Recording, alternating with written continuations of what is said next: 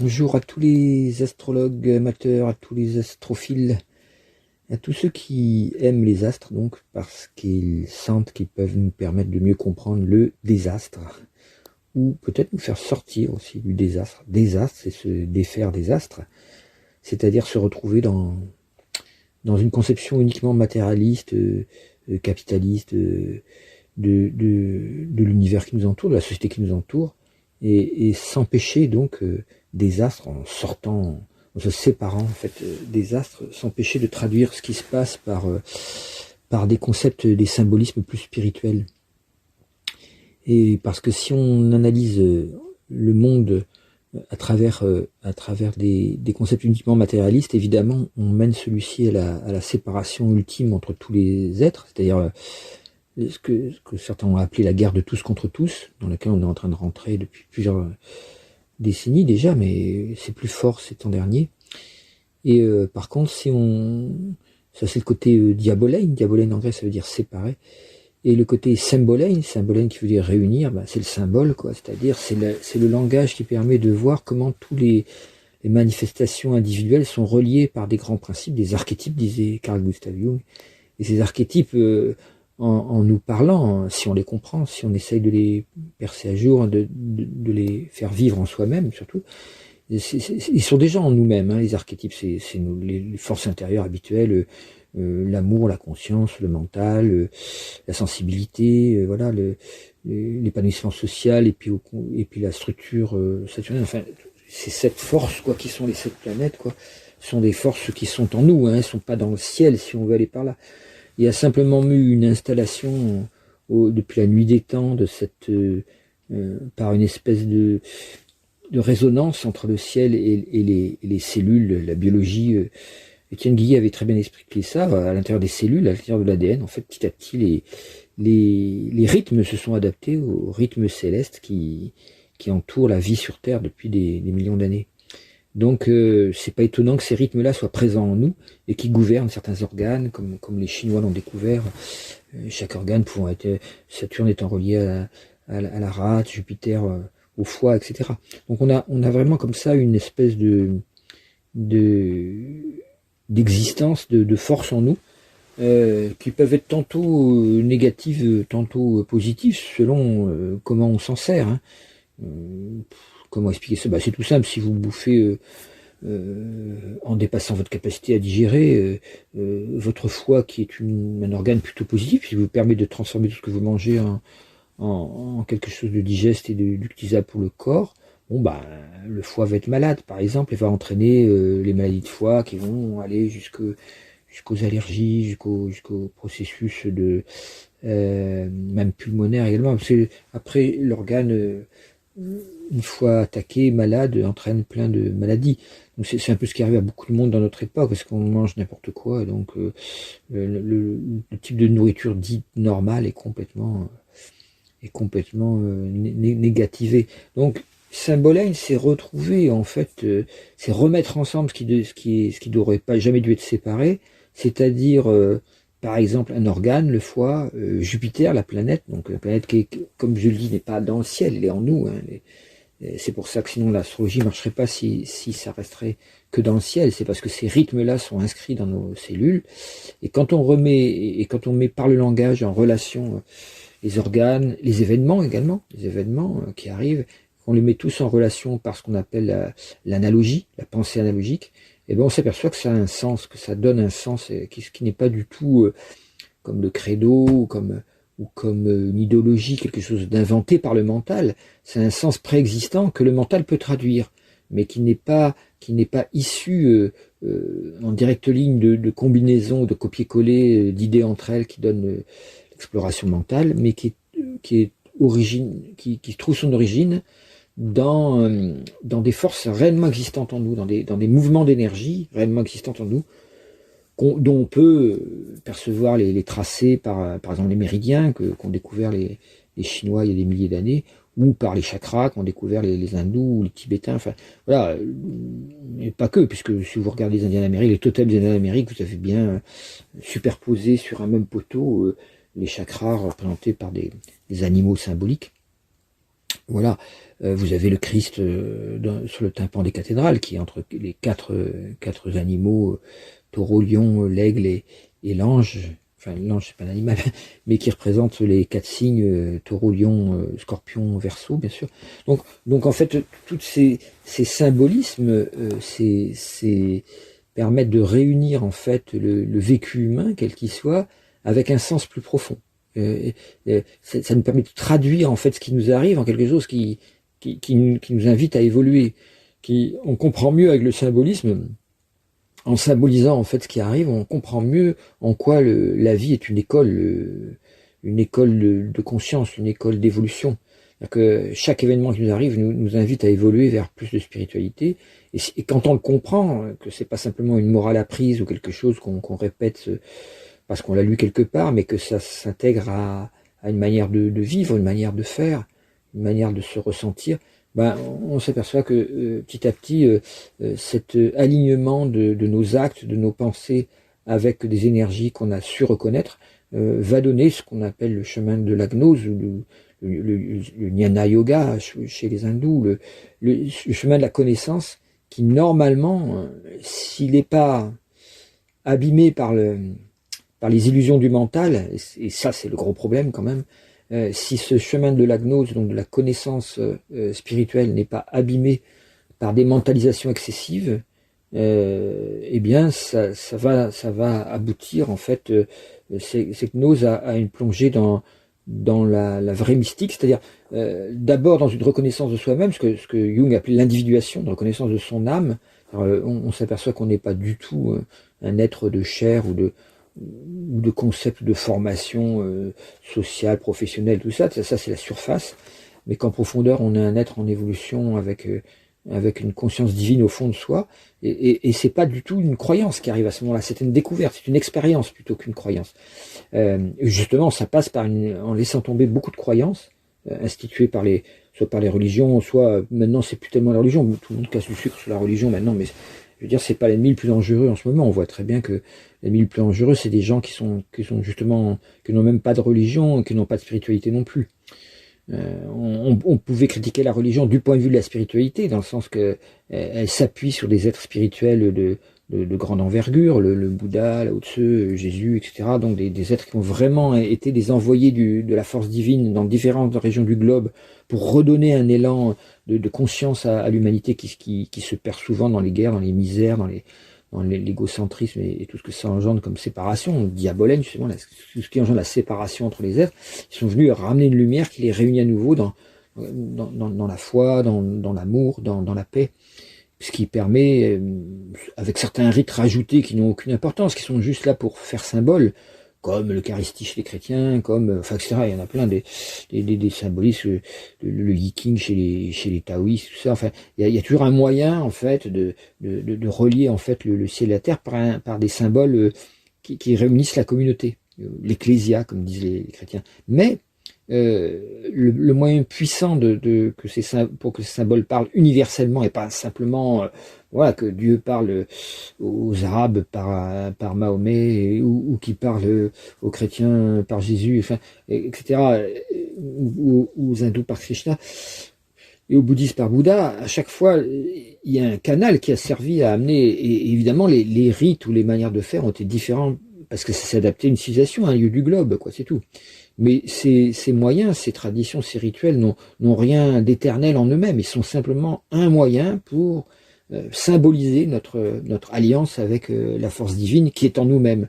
Évidemment, la plupart des religions se sont mis à s'attacher à ces formes, à ces rituels, et à oublier le message essentiel, ce en quoi elles ont très souvent fini par trahir le message spirituel d'origine. Alors, celui-ci, heureusement, se retrouve bien représenté vivant dans certains êtres qu'on peut appeler des saints ou des sages, qui eux retrouvent à l'intérieur d'eux-mêmes le message d'origine, qui le déploient, et à ce moment-là, ils sont des véritables exemples, des véritables phares, des rayonnements pour les gens qui les approchent. Et bon, il y a des êtres comme ça, comme on peut prendre Krishnamurti, on peut prendre Ama actuellement, ou Eckhart Tolle, vous prenez ce que vous voulez, Muji, tout ça. Il y a des êtres comme ça où tous les Advaita védantistes qu'on peut trouver sur l'ashram du cœur, par exemple, c'est des ensembles de personnes qui qui sont intéressantes parce qu'elles ont expérimenté cette communion totale avec le divin, ce qui fait que le principe diabolène, le principe qui sépare les êtres entre eux, qui nous sépare de notre âme, qui nous sépare du divin, est totalement aboli parce que l'état de conscience expérimenté permet de tout réunir dans ce qu'on pourrait appeler une extase mystique. Ça peut commencer comme ça ou ça peut finir comme ça, peu importe. Disons que dans la mystique par rapport à la gnose, il y a le besoin de passer par le langage symbolique n'est plus nécessaire. Ce que montrait le langage symbolique est désormais vu en entier, et l'expérience se suffit elle-même. L'union totale dans le cœur de l'amour divin et de l'amour humain, quoi, le ressenti d'être en union, en communion avec une force divine qui nous fait agir évidemment tout à fait différemment que l'acte égocentrique porté uniquement par la peur ou l'orgueil. Ça nous fait agir de manière beaucoup plus juste avec amour et conscience. Donc ça, voilà. Donc l'astrologie est ce langage analogique, symbolique, et non pas un langage logique ou comment dire, rationnel, quoi.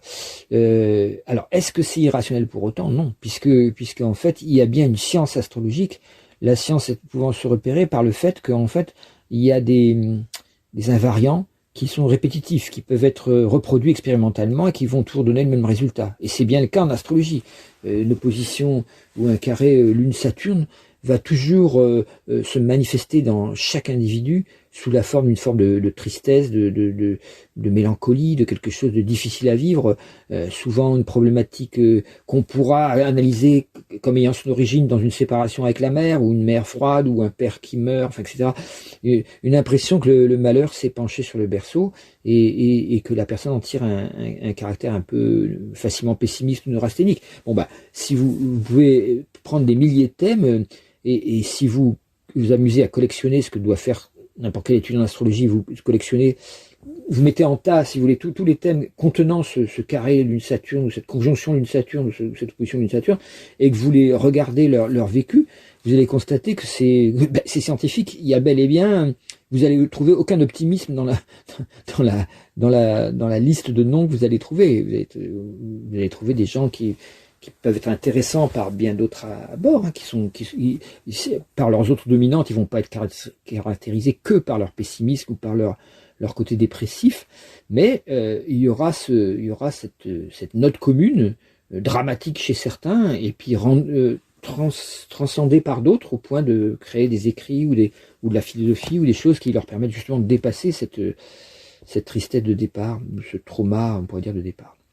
Donc voilà, donc on peut appeler scientifique tout ce qui est répétitif comme ça. Si on trouve à chaque fois la même formule, la même structure isolée donne le même résultat, eh bien c'est que cette structure peut être considérée comme cette structure de pensée que va être par exemple l'aspect Lune-Saturne peut être considérée comme un élément, une espèce d'isolat, de concept permettant, faisant partie de cette science, quoi. On peut appeler ça une science de l'âme. Alors évidemment, cette science de l'âme a été perdue, et c'est bien le problème, et c'est bien pour ça qu'on a dû, quand on doit changer totalement de civilisation, que la civilisation doit basculer pour en faire apparaître une autre, qui sont ceux qui peuvent vraiment aider à passer de l'autre côté, c'est-à-dire à faire venir plus vite la phase suivante, la phase du futur qui n'est pas encore là, à la faire s'incarner plus rapidement, c'est les astrologues, parce que eux, ils entendent, ils interprètent à travers ce langage hiéroglyphique presque, qui est un thème astral, à condition qu'ils ne s'intéressent pas qu'à faire de l'astropsychologie, c'est-à-dire à interpréter ce que sont souvent obligés de faire tous les astrologues, c'est-à-dire interpréter en phase de consultant, de client, oui, vous allez bientôt rencontrer l'amour, enfin, des tas de trucs qui intéressent chacun, évidemment, mais qui ne sont pas la vraie fonction de l'astrologie. Mais certains parmi les astrologues deviennent des chercheurs, c'était mon cas pendant des décennies, non pas pour rejeter cette partie, disons,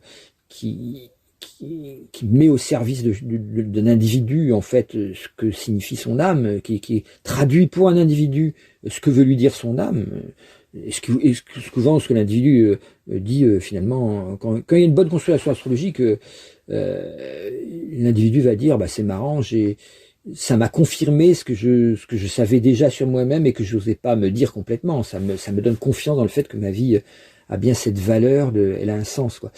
Donc c'est à ça que ça sert en premier. Mais la fonction recherche en astrologie nous mène vers des conceptions beaucoup plus profondes, comme celle que je viens de vous parler.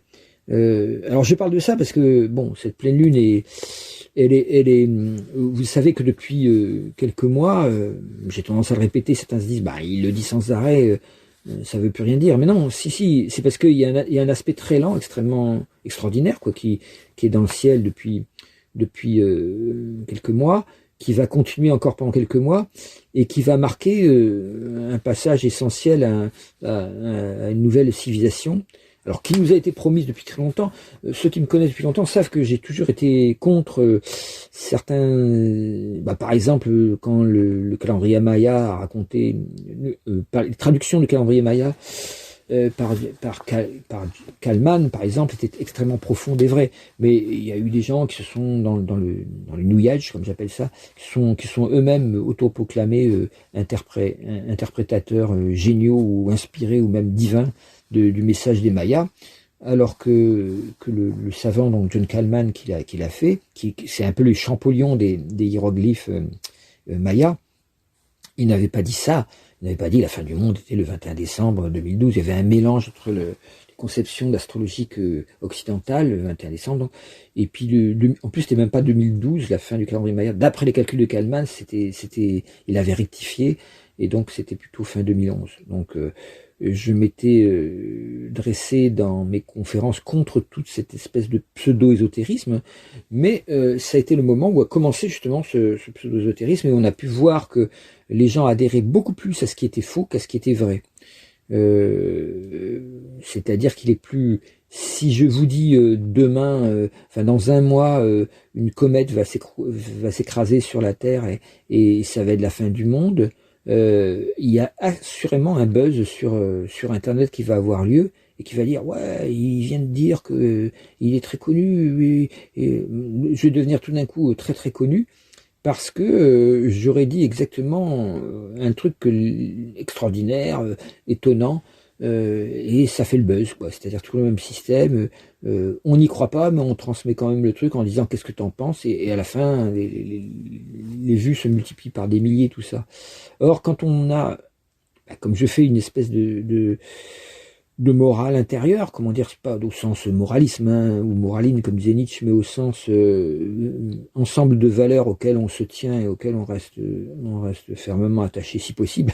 Des fois, je suis pas non plus un parangon de vertu, mais disons, l'idée d'avoir quand même des principes intérieurs moraux ou philosophiques auxquels pour les rendre effectifs, pour les rendre efficaces, on s'y adonne concrètement, c'est-à-dire on essaye de les rendre concrets.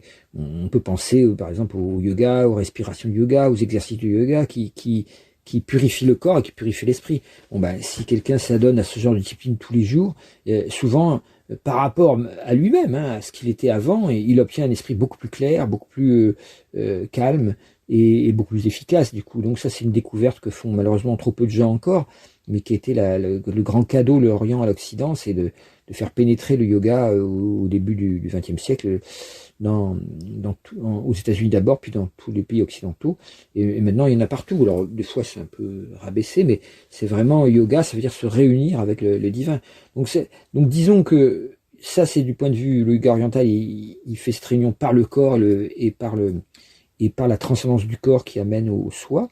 Et puis par contre, du côté occidental, il y a un autre yoga qui est l'astrologie, qui est un yoga mental, qui lui permet par le mental de comprendre ce que veut nous dire notre âme, et par là de se marier comme un mariage alchimique avec sa propre âme, et ce faisant d'avoir un chemin de vie qui devient beaucoup plus maîtrisé par la conscience, quoi. C'est-à-dire beaucoup plus clair dans les décisions, dans les directions, tout ça. Ça n'empêche pas de subir des malheurs, des épreuves ou des maladies comme tout le monde, mais ça donne une verticalité, une hauteur de vue, une profondeur de ressenti que l'on n'a pas autrement.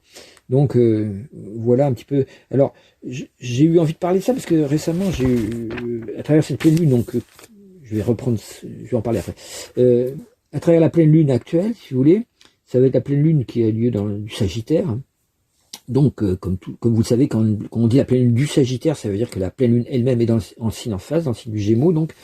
Et on sait, et en France, elle va être ascendant Vierge. Donc on a tous les signes mutables, qui sont des signes de changement, de modification, de transformation, sont mis en avant pour cette pleine lune, qui s'inscrit dans cette suite de plusieurs mois où il y a un grand changement de civilisation qui doit avoir lieu sur toute la planète, et on sent que ça sent le roussi, quoi. C'est-à-dire que il y a un côté apocalyptique, ce qui se révèle petit à petit, c'est le fond le plus négatif de l'être humain. Le négatif devant forcément sortir avant le positif. C'est comme une maladie quand vous guérissez vraiment, c'est-à-dire quand vous ne contentez pas d'effacer à coups de médoc ou de drogue les symptômes, drogue licite ou illicite d'ailleurs, les symptômes de la maladie, mais vous cherchez vraiment à résoudre ces causes. À ce moment-là, quand vous allez résoudre les causes de la maladie, il va y avoir au moment où il guérit une espèce d'élimination, une espèce de purification qui va sembler être une aggravation en premier. Les homéopathes, quand ils sont bons, ils connaissent bien ça, quoi. C'est-à-dire qu'en fait, quand ils donnent le bon remède, dans les heures qui suivent, il semble-t-il une aggravation, comme si le corps se libérait de toute sa crasse, quoi. Et puis les jours d'après, c'est terminé, et bien terminé. C'est-à-dire que c'est pas un étouffement du symptôme, comme on fait des fois avec le cancer ou certaines chimios qui étouffent les symptômes pour nous donner quelques années de plus de vie, mais c'est pas ce qu'on peut appeler une guérison, puisque le symptôme n'ayant pas été entendu, n'ayant pas donné son sens, n'ayant pas fait évoluer la personne, eh ben, il va aller se diriger vers un autre organe et on aura le même cancer. Alors les médecins vous disent, ah oui, vous avez été guéri du cancer du sein, mais maintenant vous avez un cancer du poumon. Non, c'est le même. Le cancer est une maladie globale, holistique, c'est-à-dire qui prend tout le corps et qui s'exprime de manière différente dans différents organes s'il n'a pas été guéri. Quand il est guéri, on le sait, hein. On le sent intérieurement parce qu'il y a un changement de vie extrêmement profond où l'âme, justement, grâce à la peur de la mort, quelquefois, grâce à la souffrance et ce qu'elle implique comme solitude, on retrouve le lien avec l'âme. Et quand le chemin de l'âme est retrouvé, bizarrement, le cancer s'en va tout seul. Il peut plus s'installer. Il ne peut s'installer qu'en tant que message chaotique dans le corps, comme un espèce de changement climatique à l'intérieur du corps. Il ne peut s'installer que parce qu'il y a une pollution en amont, quoi. C'est comme le changement climatique. Si on n'avait pas transformé le monde entier par des machines qui crachent du CO2, par les machines qui sont les voitures, les tracteurs, tout le système agrochimique, tout le système de nourriture viandée, tout ça, les avions, les voyages, tout ce système qui nous pourrit la planète. Bon, s'il n'y avait pas ça, évidemment, les changements climatiques seraient amoindris, même avec une grande population, et on n'aurait pas le problème actuel d'être en train de détruire la planète. Donc voilà, c'est ce moment en fait que nous vivons demande des changements mentaux, parce que vous voyez très bien que les politiques ne veulent pas changer du tout leur direction parce qu'ils n'ont pas compris en fait, hein. Donc on voit très bien que cette pleine lune va être un moment de compréhension. Les signes mutables, c'est des signes de compréhension. C'est des signes où il faut comprendre, parce que évidemment, il y a certains qui comprendront jamais parce qu'ils ne veulent pas comprendre. Donc mais c'est un moment où alors c'est le signe là, le nœud nord est en poisson en ce moment, avec Saturne et Neptune qui sont tout à la fin du poisson, et avec le nœud nord, donc qui indique une espèce de moment où on doit revenir à l'âme, on doit revenir à l'essentiel avant de se lancer vers des phases suivantes qui sera une phase d'action, de mise en place de ce nouveau monde, chacun selon ses concepts ou ses capacités, quoi, parce que pour certains, le nouveau monde qu'ils veulent amener, c'est de l'ancien monde mal réchauffé, hein. Quand on voit la première partie de France, qui est maintenant le Rassemblement national, on voit très bien cette adhésion aveugle à des principes qui ont amené l'hitlérisme, qui ont amené le fascisme, qui ont amené tout ça. On revient, on n'a pas encore essayé, ben voyons, et donc on revient à des concepts de s'accrocher à la nation en tant que drapeau, en tant que nationalisme, alors que justement c'est la cause de la plupart des maux, c'est ce côté séparatif, diabolène, donc qui alors c'est marrant parce qu'il y a beaucoup de gens qui se croient chrétiens qui sont vraiment du côté là, comme quoi ils ont vraiment pas compris ce qu'est le Christ, avec une bonne conscience chrétienne, ils se rangent du côté du Satan, quoi, du diabolène, de tout ce qui nous sépare les uns des autres. en se séparant de tous les mécréants, ceux qui ne croyaient pas comme eux. Donc ils sont vraiment dans le culte de Satan à l'intérieur de l'Église, quoi. Et c'est pas, l'Église n'est pas spécialiste de ça. Dans la plupart des religions, vous allez trouver des espèces d'errances comme ça, ou les sectes aussi. Donc, quand on regarde ce thème, c'est un moment pour la France, en tout cas, de grande réflexion. Il faut remettre à plat toutes des choses et se demander avec le peuple comment on fait pour. Alors, il y a un début de ça puisqu'il y a des comment ça s'appelle, des réunions constitutionnelles, des commissions citoyennes, je crois. Je me rappelle plus trop du terme. Ça avait déjà eu lieu pour le climat, puis il n'en avait pas été tiré grand-chose. Macron avait annulé tous les résultats, mais on avait remarqué à l'époque, avec Cyril Dion, qui s'était mis à la tête de cette proposition sociétale extrêmement intelligente, c'est-à-dire de faire appel à l'intelligence collective pour essayer de trouver des solutions, là où les politiques merdoient complètement, tellement ils sont préoccupés par leurs futures élections et le fait de paraître des gens qui vont répéter ce que les sondages leur disent que le peuple croit. Donc tout ça, c'est un imbroglio pas possible, quoi. Ce que le peuple croit, on n'en sait rien, parce que les questions des sondages sont souvent tellement biaisées qu'elles représentent plus la façon de penser du sondeur que des sondés. Une fois que c'est... Alors il y a un exemple de ça avec ce que pensent les musulmans récemment, qui est une catastrophe, parce que en fait le terme musulman ne représente pas les Arabes, mais ceux qui sont vraiment affiliés aux musulmans, qui sont vraiment très très musulmans. Alors après, là-dedans, enfin bon, les sondages sont tellement truqués qu'en fait, à la fin, les résultats qu'on obtient sont complètement inopportuns par rapport à ce qui se passe vraiment.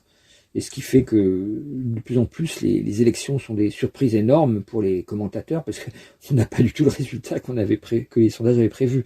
Parce qu'on a de plus en plus de mal à classer les gens dans des petites cases. C'est ce que font les sondages. Vous êtes homme, femme, entre 10 et 15 ans, ou entre 25 et 45. Enfin, ils créent des petites cases comme ça.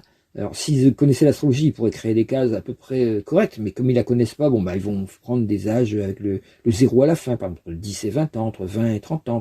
Alors que bon, entre 10 et 20 ans, il se passe 3 fois plus de changements d'âge que entre 60 et 70 ans. Par exemple, c'est dû à des structures astrologiques qui sont pas les mêmes, quoi.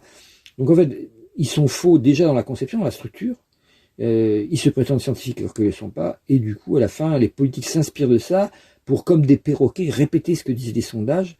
Et donc, on a une espèce d'effet miroir entre les sondeurs et les politiques et les médias qui se parlent les uns aux autres dans une espèce de microcosme parisien, le parisianisme, l'intelligentsia, comme ils appellent ça, pour pas appeler ça la bêtisia. Et donc qui sont pas du tout au courant de ce qui se passe dans le peuple, dans la société, les vraies attentes, quoi. Voilà pourquoi on s'enfonce de plus en plus vers une espèce de publicité non-stop pour le fascisme, mais cette fois le fascisme à visage humain, pas le fascisme avec des grosses bottes et concentration, non, un fascisme qui sera avec le beau sourire de Marine Le Pen. C'est génial. Bon, bref, plus on avance vers ça, plus en fait on a les preuves en même temps des résultats, puisqu'on voit Poutine, le vrai visage de Poutine, même chez ce que j'ai appelé complotistes, que j'aime pas appeler comme ça parce que c'est un mot qui veut rien dire, mais enfin les complotistes extrêmes qui voyaient dans les réseaux de Poutine le moyen d'échapper aux doctrines de Big Pharma et tout ça au moment de l'histoire du Covid et tout ça, puisque ils étaient hébergés gentiment par les réseaux poutiniens. Donc ils ont cru du coup que les réseaux poutiniens étaient leurs amis, et là ils commencent quand même à voir qu'effectivement, d'après tous ces comportements, Poutine est tout simplement le nouvel Hitler, hein, qui n'a du mal à faire ce qu'il veut quand même, mais qui continue à vouloir la guerre et écraser les peuples, et pas que les Ukrainiens. Pour l'instant, il se limite à ça, mais on voit ce qu'il a fait en Syrie aussi. Il faut se rappeler qu'en Syrie, entre le KGB et des anciens nazis qui se sont installés là-bas, c'était le régime le plus diabolique qui ait jamais existé sur Terre, sous Fayez el-Assad, tout ça, avec des tortures. 20% de la population syrienne est passée par soit la prison, soit la torture. Enfin, c'est jusqu'à torturer des enfants, hein, pour les faire parler. Enfin, c'est un régime qui a été ignoble. Et bon, on en est débarrassé depuis quelques temps. Alors, ah oui, mais c'est un islamiste. Bon, apparemment, c'est un islamiste qui s'est reconverti à un islam plus modéré. Et comme cet endroit est la religion principale, l'islam, c'est peut-être pas un problème. Enfin, ça n'a pas l'air d'être un taliban, ni quelqu'un complètement fédayine du peuple. Là. Il a l'air moins fanatique que Al-Qaïda et tout le bazar. Et Daesh. Donc, voilà, tout ce que je vous ai dit jusque-là, c'est des choses vraiment à réfléchir en profondeur. Pour certains, ça va leur paraître hors sujet. Mais si on veut changer de civilisation, il n'y a pas que la question de l'écologie. La question principale est aussi celle de la spiritualité. Parce qu'une écologie sans spiritualité, ça va aboutir au même... c'est comme à chaque fois qu'on propose un changement qui va tout résoudre, mais qu'on ne tient pas compte de la spiritualité, on a une catastrophe. Je peux rappeler le marxisme, et Marx et Engels, c'est un peu les deux nouveaux prophètes les juifs allemands, quoi, d'un nouveau monde qui serait en accord avec le message chrétien, mais en se débarrassant de son côté spirituel, en gardant que son côté... alors, il faut comprendre ce que ça veut dire, mais son côté luciférien, c'est-à-dire ce qui peut amener le bonheur sur Terre, ce que certains philosophes ont appelé le démonisme, c'est-à-dire comment fabrique-t-on le bonheur sur Terre des êtres humains. Il y a eu deux voies pour ça. Il y a eu le libéralisme qui a donné malheureusement le néolibéralisme, et puis on a le communisme qui a donné d'un côté le socialisme qui était pas mal, mais qui s'est mélangé avec le libéralisme pour son plus grand malheur, et de l'autre côté le communisme qui s'est transformé en stalinisme.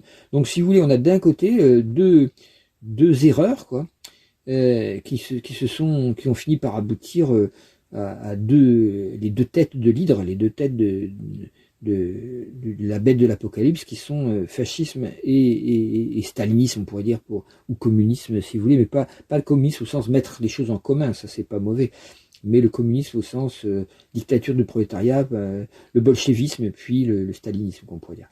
Et de l'autre côté, le fascisme, comprenant bien sûr les nationalismes extrêmes, le nazisme évidemment, et toute revendication du droit, de la force sur le droit, comme ce qui a lieu aux États-Unis actuellement ou en Israël, Netanyahou. Le fascisme, c'est la force vaut mieux que le droit, que le droit humain, que les droits humains évidemment. Et j'ai le droit d'écraser les droits humains si je suis le plus fort.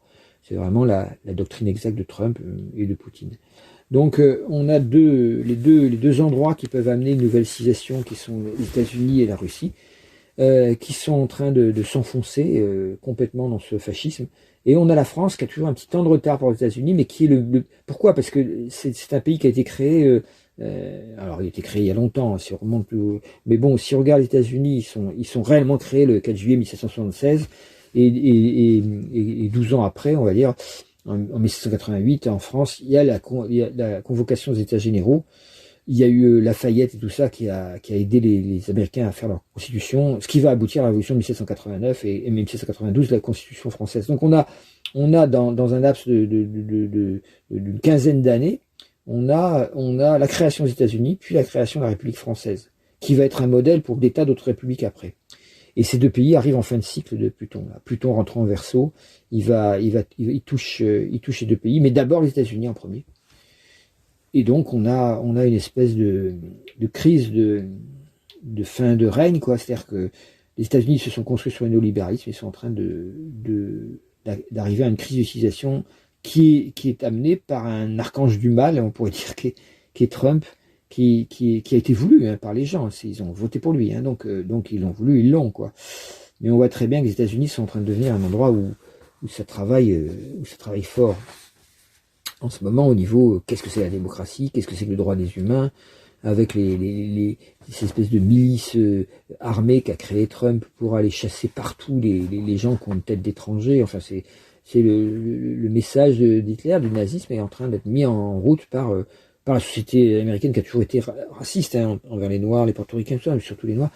Et bon, là, il est en train de mettre ça en acte en prétendant faire un nettoyage, comme le fameux nettoyage des nazis, qui voulaient purifier l'Europe. Voilà, donc on voit que c'est en France que la question de qui on est, il est encore temps, si vous voulez, en France, d'échapper à ce rouleau compresseur du fascisme, Mais c'est maintenant que ça va se jouer avec cette pleine lune, et c'est pas facile parce que Mars est en Sagittaire là, et Vénus est en Sagittaire. Il y a Lune noire, Vénus en Sagittaire, le fond du ciel. Ensuite, Soleil, Junon, Mars en Sagittaire. Donc, il y a une espèce de petite conjonction Sagittaire assez grosse qui contient les deux planètes, Mars et Vénus, qui sont liées à l'astral, à l'émotionnel, qui sont liées aux émotions fortes. Et tout ça étant carré à l'ascendant en Vierge, la Vierge étant le signe de la France. Hein. Il y a comme quelque chose qui dit il va falloir sortir du côté institutionnel, du côté garder les mêmes institutions, garder les mêmes constitutions et tout ça, parce que là ça marche plus du tout. Donc des gens qui réfléchissent à d'autres constitutions, à la 6ème République, comme ça, sont évidemment ceux qui ont le vent en poupe au niveau divin, au niveau symbolisme, au niveau de ce que l'astrologie nous dit. Alors, la question de ah bah oui, c'est marrant, les seuls qui parlent de ça, c'est la France insoumise, qui sont des extrémistes gauchistes. Donc c'est là où c'est intéressant de voir que toutes nos catégories de pensée servent plus à rien, parce que on a d'un côté des gens qui vont se réclamer du Christ et qui vont être du côté de Marine Le Pen, alors qu'en fait la religion de la force, du nationalisme de la force et d'écrasement des plus faibles par les plus forts, qui est derrière le RN, même si c'est de plus en plus caché par un habile maquillage, mais c'est que du maquillage. Et bien ce culte de la force, quoi, est en train de montrer partout dans le monde les dégâts, la misère, la souffrance. Il l'a déjà montré. Hein, on revient 84 ans en arrière à chaque fois. J'entendais sur la dernière une personne qui posait la question, mais on est en 1933 ou on est en 1943? Sous-entendu, est-ce qu'on est dans le début de cette montée du fascisme qui va tout envahir, avec des souffrances terribles, ou est-ce qu'on est en 1943, le début de la chute de ce fascisme, avec la remontada, comme on dit, des forces alliées? Et là, on peut dire, l'astrologie répond, quoi. Uranus, en fait, en tant que répond. Alors, répond par le cycle de 84 ans. Si vous rajoutez, si vous enlevez 84 ans à 2025, vous tombez pour 1941, c'est pas du tout le moment où ça allait bien, hein. C'est le moment où encore on était vraiment mais où les forces alliées commençaient à se réveiller et où il va y avoir l'entrée en guerre des États-Unis, tout ça qui va quand même changer beaucoup la donne. Alors que les États-Unis, je disais bon, après tout, les nazis, ils pensent un peu comme nous, quoi. Ça, on a un mythe des Américains comme étant les purs démocrates. Ça tient. Il y a d'ailleurs un livre de science-fiction qui a été fait comme ça où on admet que Lindbergh, l'Américain qui a traversé l'Atlantique en avion, qui était un nazi convaincu, il s'est présenté aux élections, il a perdu.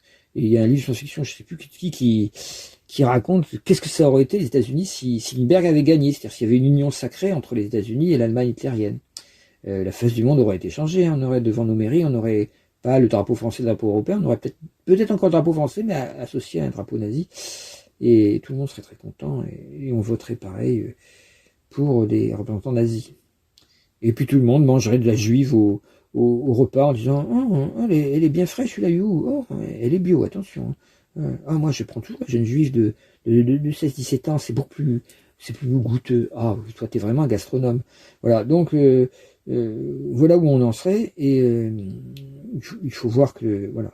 Je dis ça aussi aux gens qui sont carnivores, enfin, ou plutôt qui mangent du cadavre, puisque ces carnivores tuent la bête et mord à pleines dents dans la jugulaire pour avoir du sang frais, alors que le mangeur de cadavre mange des trucs réfrigérés en tranches qui sont des animaux morts, en fait. Bon, donc je dis souvent ça aux gens qui mangent des animaux aussi, qui se donnent le droit de tuer par des milliards les animaux, parce qu'en fait, ça pose la question de, et si tu devais le faire toi-même, est-ce que tu mangerais encore ces animaux? Alors, la réponse en général est non, les gens sont incapables de tuer aussi férocement, aussi avec autant de méchanceté et de violence, les animaux. Il suffit de regarder le niveau de conscience de ceux qui le font, qui sont par exemple les chasseurs, tout ça. Il y a quelques rares chasseurs qui sont là pour réguler, mais la plupart sont là simplement pour tuer. Et ça donne un genre, manger ce genre de...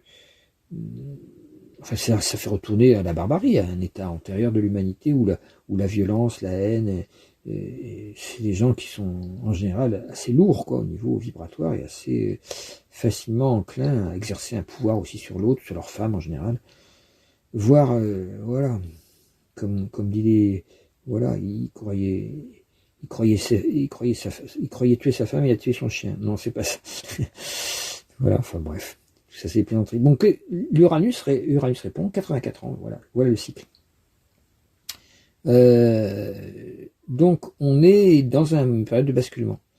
Alors, par les rapports aussi, l'astrologie universelle mutation répond aussi par les rapports qui peuvent exister entre Pluton et Proserpine, par exemple. Moi je dis que depuis les années 80, on est rentré dans l'ère proserpinienne, c'est une ère féminine par rapport à l'ère masculine qui a commencé avec la guerre 14-18, on pourrait dire, le début du XXe siècle, en tout cas.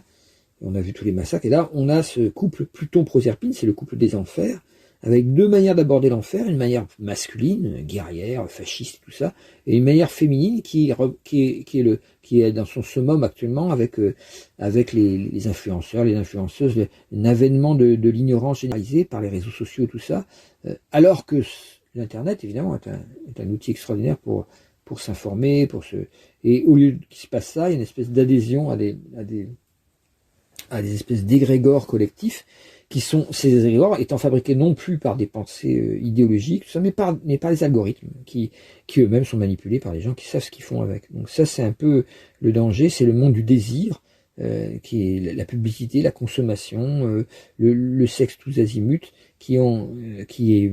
enfin le sexe c'est pas mauvais en soi, mais c'est mauvais quand c'est pris comme objet de consommation.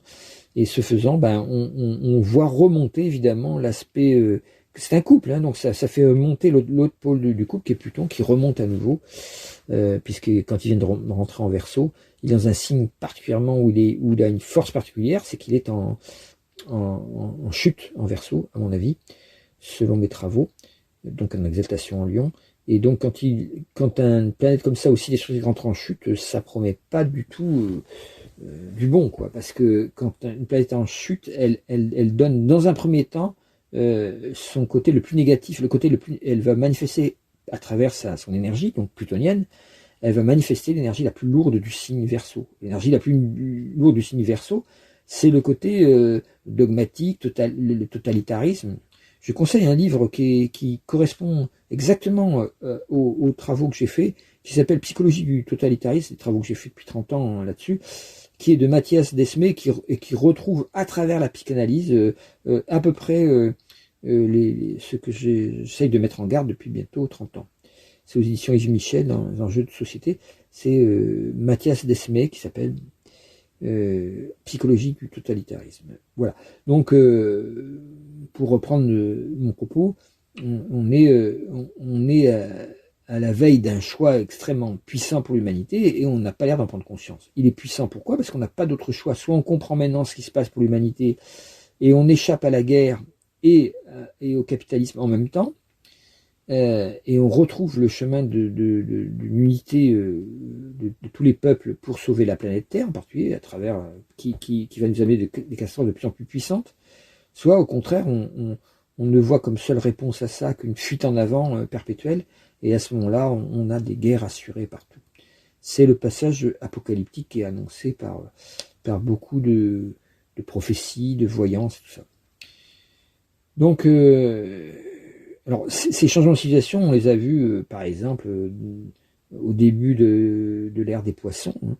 Il y a eu la Gaule qui s'est confrontée à l'Empire romain et qui a commencé à en subir donc la perte de la civilisation celtique qui en côtoyant la civilisation romaine a commencé à perdre son ascendant sur pas mal de peuples européens.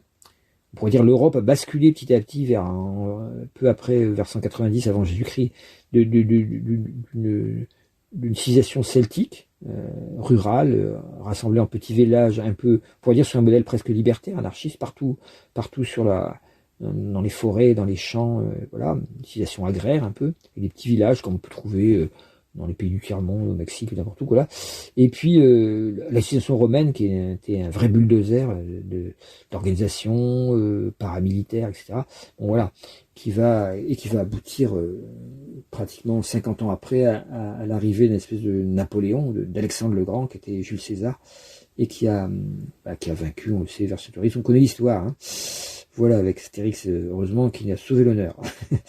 Voilà, donc c'est juste pour dire que la grande civilisation chrétienne, elle commence avant le Christ, hein, l'ère des poissons commence bien avant le Christ, elle commence par cet avènement de la civilisation romaine, et en même temps, donc Jules César, et l'autre JC, Jésus-Christ, qui va venir, lui, à l'intérieur de la civilisation essénienne, qui également a commencé vers les 200 ans avant Jésus-Christ, en gros. Donc ces deux voies, on va dire, différentes, une voie de recours à la force, le culte de la force avec les Romains, et de l'organisation, et de la civilisation matérialiste, par la force, et de l'autre côté, un culte syncrétique qui rassemble des connaissances venant de l'Orient, du bouddhisme, de Perse, de l'Iran, quoi, du masdéisme, de l'Égypte ancienne, les mystères de l'Égypte, tout ça se rassemble du côté des Hébreux, là, et il y a certaines sectes, alors on appelait secte, c'était pas péjoratif à l'époque, ça veut dire petit groupe, quoi, certaines communautés hébraïsantes, quoi, donc vont créer ce qui va devenir le christianisme, voilà, à l'intérieur de la sphère, on appelle ça judéo-chrétien maintenant, ben, c'est la sphère qui était d'Israël, enfin c'est le royaume de Juda, etc. Donc Juda, c'est pas Judas qui a trahi le Christ, hein, même si, enfin bon, c'était le nom réel de cet endroit-là, le royaume d'Israël. Donc on voit qu'on arrive à cette fin de cycle, à un début d'un autre dans les années 70, par là, et là, on passe sur une autre dimension. Donc, pourquoi faut-il s'intéresser à l'ésotérisme maintenant? À cause de ça, parce que ce basculement, aucun politique, même les philosophes vont avoir beaucoup de mal à traduire la porte de sortie. On a les sonnettes d'alarme qui sont tirées, toutes. Hein, les écologistes s'en chargent pas mal, avec le GIEC et tout ça, les scientifiques aussi. Bon, et certains politiciens conscients s'en chargent aussi. Et des médias aussi, des médias souvent pas officiels, mais plus alternatifs s'en chargent aussi. Je pense à Blast aussi, des gens comme ça qui font un super travail. D'ailleurs, dans Blast, il y a une présence d'un ésotériste qui s'appelle Paco Mtielman, qui fait un travail comme le mien de mise à jour de l'histoire, pour qu'on retrouve le sens de cette histoire par rapport au but profond de l'humanité, qui n'est pas de se réclamer des Français, Russes, tout ça, et que c'est nous les plus forts, et on va faire la guerre aux autres parce que c'est comme en 14-18, les guerres des nations, mais au contraire, essayer de retrouver en quoi on doit faire tomber ces totalitarismes, mais pour ça, il faut retrouver la conscience, et la conscience, elle est perdue. On ne pourra jamais lutter contre le totalitarisme simplement avec de l'anti-totalitarisme, qui lui-même peut devenir un totalitarisme. On ne peut combattre ça efficacement que par la conscience elle-même, collective, mais pour que cette conscience collective existe, on doit avant tout avoir une conscience individuelle, parce que le collectif est constitué d'individus séparés, et on sait que par la démocratie, c'est ensemble que ces individus peuvent faire basculer les choses, en disant on ne veut plus de ces maîtres-là, on veut des maîtres plus conscients, ou on veut devenir nous-mêmes les maîtres, ce qui est la démocratie directe. Voilà. Donc le retour à l'ésotérisme, c'est intéressant parce que du côté, il y a une émission qui s'appelait Les Enjeux internationaux, où ils ont interrogé, c'était sur, comment ça s'appelle, je ne sais plus le nom, je ne sais plus quelle est cette émission. Enfin, bref, Les Enjeux internationaux, vous trouvez ça sur, ils cherchaient, vous tapez Alexandre Douguin, sur Radio France, et vous cherchez, vous aurez son interview qui a duré qu'un quart d'heure, qui a été fait par un journaliste qu'il a gentiment brossé en sens du poil pour obtenir qu'il parle, parce que c'est quelqu'un qui est très silencieux mais qui est tout le temps auprès de Poutine en train de l'inspirer, donc c'est intéressant de voir qui inspire Poutine, c'est le philosophe préféré de Poutine. Et quand alors dans le Mage du Kremlin, on avait déjà parlé d'un personnage comme ça, le livre Le Mage du Kremlin qui montre en quoi il y a une espèce de mystique mafieuse, quoi, qui a été inventée par la Russie, qui en fait, c'était déjà le cas avec le stalinisme, hein, qui a inventé à partir du bolchevisme une espèce de mystique matérialiste extrêmement dangereuse, et qui a abouti à des millions de morts tués par Staline lui-même, quoi, et qui avait tellement fasciné le peuple, c'était le premier faux gourou dangereux, quoi, parce qu'après il y a eu Hitler, mais c'était vraiment le faux gourou, c'est-à-dire quelqu'un qui prétend avoir la sagesse suprême, et qui se voit comme l'inspirateur unique de tout le peuple, et qui va éliminer ses adversaires de manière sanglante, quoi. C'est quand même 20 millions de morts de Russes tués par... Alors, à la mort de Staline, la grande majorité des Russes, y compris dans les goulags, dans le froid sibérien, quand ils apprenaient ça, ils se sont tous mis à pleurer. C'est dire jusqu'où peut aller le conditionnement, quoi. Ça a été bien dénoncé en 1984 de Orwell. George Orwell, c'est vraiment ça, quoi. Ou La ferme des animaux, c'est pareil. C'est un conte qui dénonce le totalitarisme qu'il faut absolument avoir lu. Mais voilà, c'est dans le mage du Kremlin, on voit que une nouvelle civilisation est apparue, et cette civilisation donc pré-apocalyptique qui était le bolchevisme, le stalinisme, et puis son contre-modèle, le nazisme, qui a été aidé par des sages bouddhistes tibétains, et même certains sages hindous qui sont, parce que les bouddhistes tibétains avaient dans leur prévision appris que leur civilisation, qui est quand même magnifique et profonde, serait détruite par des communistes. Donc ils voulaient voir s'ils pouvaient affaiblir le communisme en Occident, et quand ils ont vu qu'il y avait une espèce d'exalté un peu mystique, pas mal médium, quoi, qui captait des énergies venant d'en haut comme d'en bas, et qui disait voilà, le grand ennemi c'est le communisme, ils ont dit on va l'aider. Évidemment, quand ils ont vu que c'était pas seulement un médium, que c'était un fou dangereux, un paranoïaque de la pire espèce, ils se sont retirés. À partir du moment où ils se sont retirés, tout ce qu'a fait Hitler a commencé à merder complètement, parce c'était quand même des magiciens. Donc on voit que à chaque fois qu'il y a ces forces noires, il y a des magiciens derrière possibles. Et là, évidemment, le mage du Kremlin, il y a quelque chose qui est un livre qui parle de ça. Et il y a un autre magicien derrière, c'est donc Alexandre Douguin. Alors, quand vous l'écoutez, il parle de tous les grands, philosophes gnostiques. Alors, il mélange aussi bien des gens qui sont complètement pourris, qui ont complètement pourri le gnosticisme avec des conceptions, ce qui arrive très souvent, hein, ou soit sectaire, soit franc-maçonnique débile, parce qu'il y a un franc-maçonnisme originel qui est intéressant, qui vient des Templiers, et puis petit à petit de différentes créations de nouveaux ordres par des petits combats de chefs entre eux qui créent à chaque fois un nouvel ordre différent du précédent pour dire non, c'est moi qui ai la vérité. On a abouti à une espèce de décadence de la franc-maçonnerie qui fait qu'elle a fini par devenir une petite officine de gens qui s'arrangent entre eux pour obtenir des avantages qui n'a rien à voir avec ce que c'était au début. Donc c'était Alexandre Douguin, mais mélange tout, quoi. Il mélange si bien les côtés positifs que négatifs de la gnose. Alors il parle de Julius Evola, qui était un ésotériste qui était ami de Mussolini, et qui a dit des trucs très bien, qui sont issus de la gnose. Mais pourquoi le remettre en valeur? Il s'est vraiment trompé sur ce que c'était les solutions, parce que le nationalisme n'est absolument pas une solution pour unir le peuple. Vous ne pouvez pas unir les gens autour de la conscience en prétendant que cette conscience c'est un drapeau. Là, vous êtes complètement à côté de la plaque.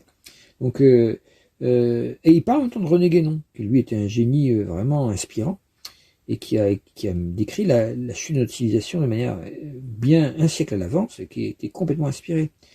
Évidemment, il se réfère aussi au pope Kirill, le patriarcat de Moscou, quoi, qui est quelqu'un qui s'est complètement, comme faisaient les pharisiens avec Jésus, quoi, qui se sont associés avec les Romains contre Jésus. Le pope Cyril, c'est ce qu'il fait, il s'associe avec Poutine, qui est vraiment l'énergie satanique incarnée, quoi, pour dire, le vrai Christ est de ce côté-là. Voyons. Donc ça, c'est sûr, on n'en a pas les preuves avec tous les massacres qui sont faits de quelqu'un on lui propose n'importe quoi comme paix, il n'en veut pas, quoi. Et il ne veut que ce qu'il a voulu obtenir par la force lui soit donné. Ce qui est vraiment, c'est un vilain caprice. Alors évidemment, il mélange tout. On sent du Hitler derrière aussi. Jamais Poutine va citer Hitler, mais bon, dans tous ces actes qui sont inspirés directement, c'est presque les mêmes techniques au niveau de reconquérir l'espace vital, comme disait Hitler. Ici, Solzhenitsyn. Alors Solzhenitsyn, c'est quelqu'un qui est un peu trouble aussi, qui était le premier à dénoncer l'archipel du Goulag, donc a été un anti-stalinien féroce, et il avait raison, mais qui petit à petit, en découvrant la civilisation occidentale américaine, tellement pourrie par disons l'énergie bakusienne, que je suis l'un des seuls à utiliser en astrologie, l'énergie bakusienne, il a découvert que le modèle néolibéral ou ultralibéral capitaliste américain n'est pas du tout la solution pour l'humanité. Donc il s'est souvent rabattu sur une espèce de nationalisme slave spécial, comme si une mystique nouvelle allait naître de la Russie, ce qui est confirmé par pas mal d'ésotéristes aussi, qu'une mystique nouvelle pourrait venir de la Russie ou du Brésil, de pays comme ça, mais parce que c'est des pays neptuniens. Mais en attendant, cette vision est venue un peu trop tôt chez un vieil homme, et elle a donné, comme tous les hommes trop vieux et qui peuvent être aigris parce qu'ils n'ont pas assez fréquenté une spiritualité plus du cœur profonde, quoi, ben il a eu des paroles qui étaient assez proches du fascisme aussi. Donc on est dans un pseudo-ésotérisme qui est en train de tout envahir le monde occidental, et qui flirte avec l'extrême droite, quoi. On va chercher Jules Sivola pour l'Italie, on va chercher René Guénon pour la France, quoique René Guénon en aucun cas ne recommande le fascisme. Il s'est même converti à l'islam à la fin, comme Corbin aussi. Enfin, c'est des gens très intéressants. C'est l'islam soufi, quoi, pas un islam islamiste, plus ou moins fasciste aussi. Qu'est-ce qui caractérise les islamistes? C'est le fascisme. Ils mélangent la doctrine de Mahomet, qui contient des éléments aussi bien juifs que chrétiens, etc., que des éléments nouveaux, et qui en fait une synthèse adaptée à son époque et pour la suite aussi. Et ils en font une espèce de... Ils mélangent ça avec la nouvelle doctrine qui est le fascisme. Et ça donne les islamistes et les terrorismes islamistes et Daesh et tout ça. Donc, en fait... aux États-Unis, ça va être les évangélistes, les télé-évangélistes, tout ça, qui mélangent en fait une espèce de MAGA, là, ça fait un magma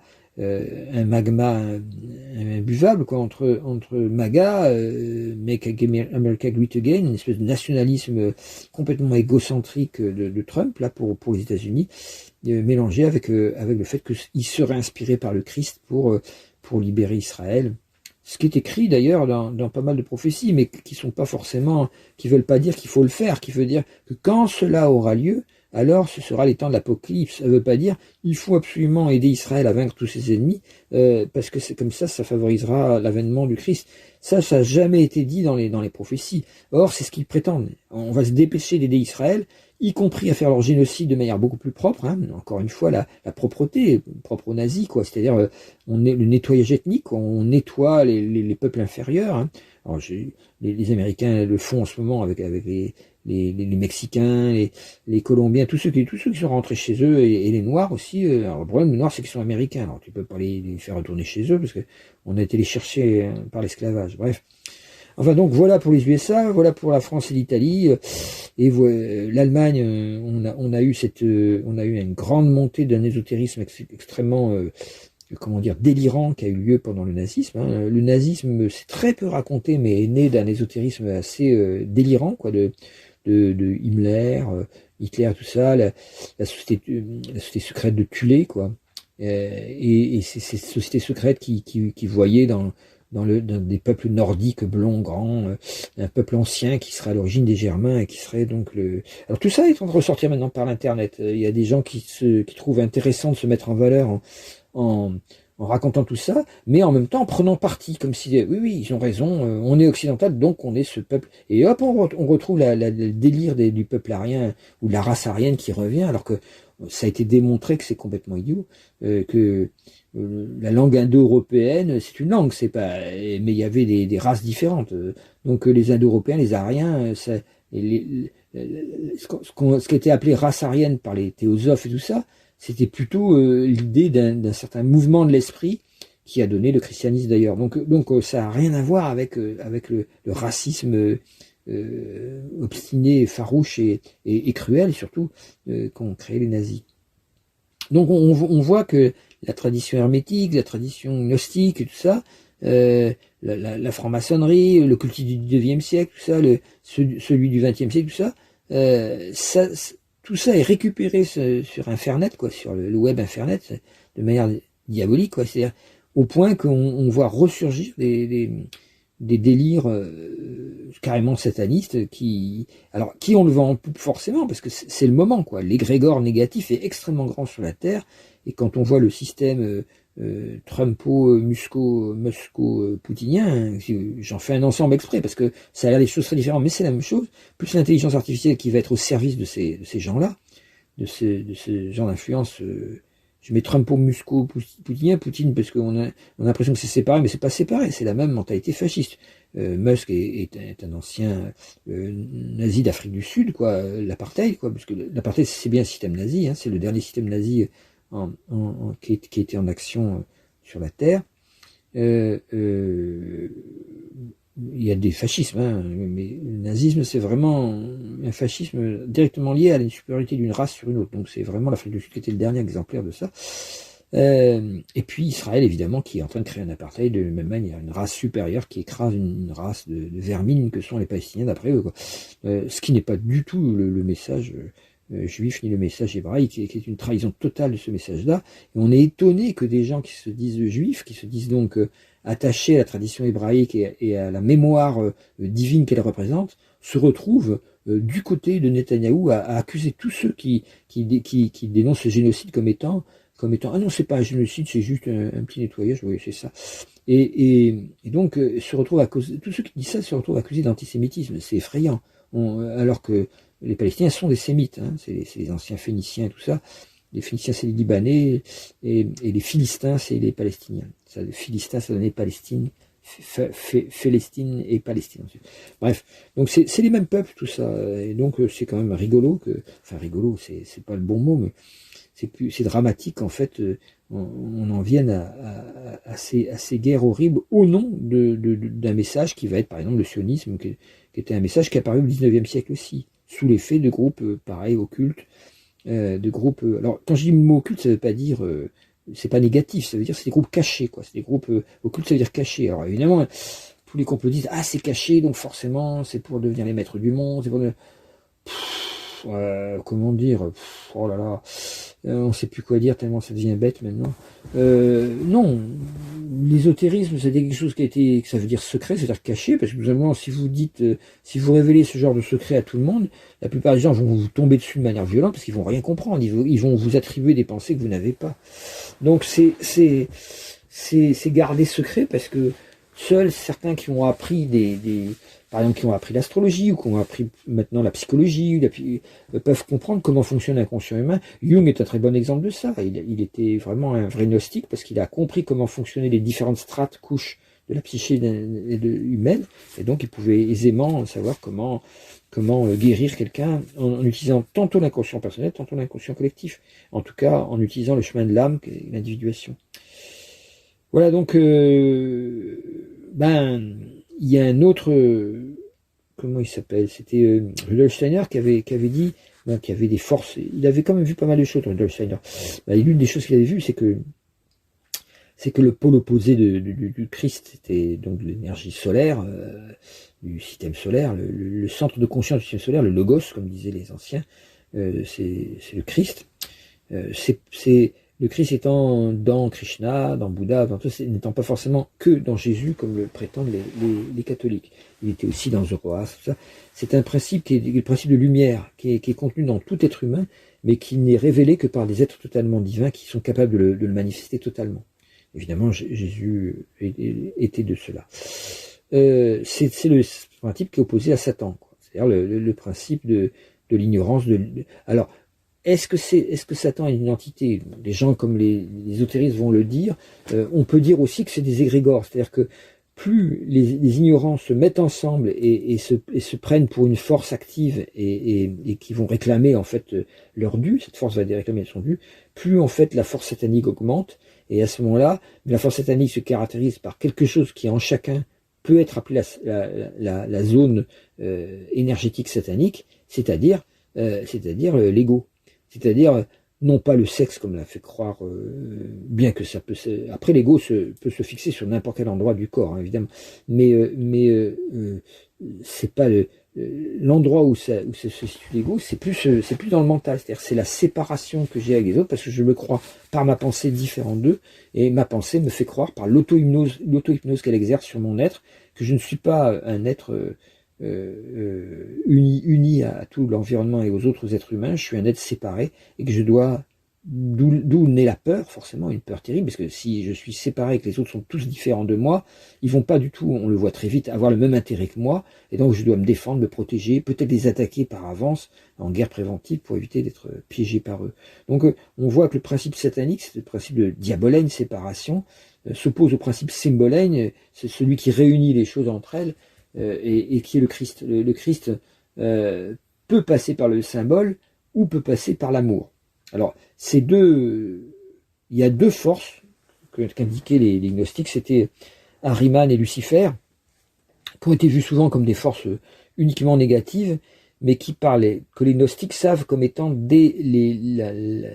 de la connaissance du bien et du mal, c'est-à-dire quelque chose qui va séparer ce qui est bien et ce qui est mal. Et c'est ça qui va créer la morale. Nietzsche après a appelé ça la moraline après. C'est-à-dire à partir du moment Jésus prévenait, attention, si ton œil voit le mal, jette ton œil au loin. Et oui, si vous voyez le mal, là où vous voyez Satan, là où vous voyez l'autre qui est négatif, là où vous voyez la négation du bien dans l'autre, vous dites l'autre c'est le mal, l'enfer c'est les autres, comme disait Sœur. À chaque fois que vous faites ça, vous projetez en fait votre négativité, votre mal intérieur sur quelqu'un d'autre qui va être cette projection va faire que l'autre va devenir le miroir de ce que vous ne pouvez pas supporter en vous, de ce que vous n'arrivez pas à résoudre en vous, et à ce moment-là, cette projection peut devenir extrêmement agressive. C'est le principe du bouc émissaire, c'est le principe aussi en thérapie du transfert, hein. C'est la même chose. Le mal qu'on n'arrive pas à résoudre en soi est projeté sur le thérapeute, mais dans une société, ça va être le mal que la société n'arrive pas à projeter, et projeté sur par exemple les immigrés, sur des gens, ou sur les juifs, ou sur les arabes, voilà, sur quelqu'un qui semble être différent, qui n'est pas comme les autres, et qui doit payer pour que la société se réunissent à nouveau. C'est le bouc émissaire, quoi. Il va être sacrifié pour que par le sang on puisse retrouver une unité par l'ennemi, quoi. Tous les totalitarismes font ça. Ils fabriquent un ennemi qu'il va falloir massacrer, et comme par hasard, alors qu'ils étaient remis en question par leur propre peuple en disant ça nous fait chier celui-là, ça fait 15 ans ou 30 ans qu'il est au pouvoir et il n'a rien amené de bon, ça serait temps de le virer. Ah, une bonne guerre, comme ils disent, et hop, ça y est, tout le monde est reparti. Il suffit de croire que l'ennemi, l'Ukrainien par exemple, veut asservir en esclaves des Russes qui sont dans certaines zones de l'Ukraine, et donc aussitôt il faut aller les libérer. Et on avait des centaines de milliers d'idiots russes qui sont prêts à adhérer à ce genre de théorie qui ressemble à la théorie de la race aryenne d'Hitler, et hop, les voilà tous partis, le crâne rasé, à marcher au pas, et à s'imaginer qu'ils vont faire le bien en tuant des femmes et des enfants, même en violant, parce que c'est l'ennemi, c'est des rats. C'est ce que dit le chef des armées israéliennes. Il dit les Palestiniens sont des rats, c'est pas des êtres humains. Donc on a le droit de les tuer. Hein. C'est ce que disaient les nazis dans les camps de concentration, c'est des rats. Ils opéraient pas du tout un génocide, ils opéraient une dératisation, donc il n'y a pas de problème, c'est plutôt propre. Donc voilà comment se construit en fait tout le maléfice quand l'ésotérisme n'est pas relié en fait au cœur. Et en astrologie, parfois, on voit apparaître les deux. Donc, il y a le côté arimanien, qui est le côté, on pourrait dire, un peu plutonien, le côté lourd, le côté, c'est les machines, c'est l'informatique aussi, malheureusement, c'est tout ce qui va augmenter la technologie jusqu'à nous enfermer dans la matière à un point dingue. On sait même plus que la transcendance existe, on est enfermé dans la matière, on croit que le seul but sur Terre, c'est de gagner l'argent pour avoir une maison, une femme, une bagnole, un chien. Tout ça étant presque au même niveau, étant des objets pour me satisfaire moi, mon ego. Ça c'est la civilisation arimanienne qui est froide, sèche, où il n'y a plus du tout d'amour, il n'y a que du fric, des autoroutes et du béton, et on en crève de dépression et de suicide. Et le côté opposé, ce côté proserpinien, c'est le côté luciférien. Alors Lucifer, c'est souvent confondu à cause des chrétiens catholiques, tout ça, qui ont tout mis dans le même paquet pour rejeter, parce que eux, ils se pensaient être du côté du Christ. Alors que bien souvent, ils ont été du côté inconsciemment, évidemment, ils ont été du côté de Satan, puisque on peut pas échapper à ces quatre forces. Hein. Il y a Christ, Satan, Ahriman, Lucifer. Vous pouvez pas, c'est les quatre éléments, en gros. Vous pouvez pas y échapper.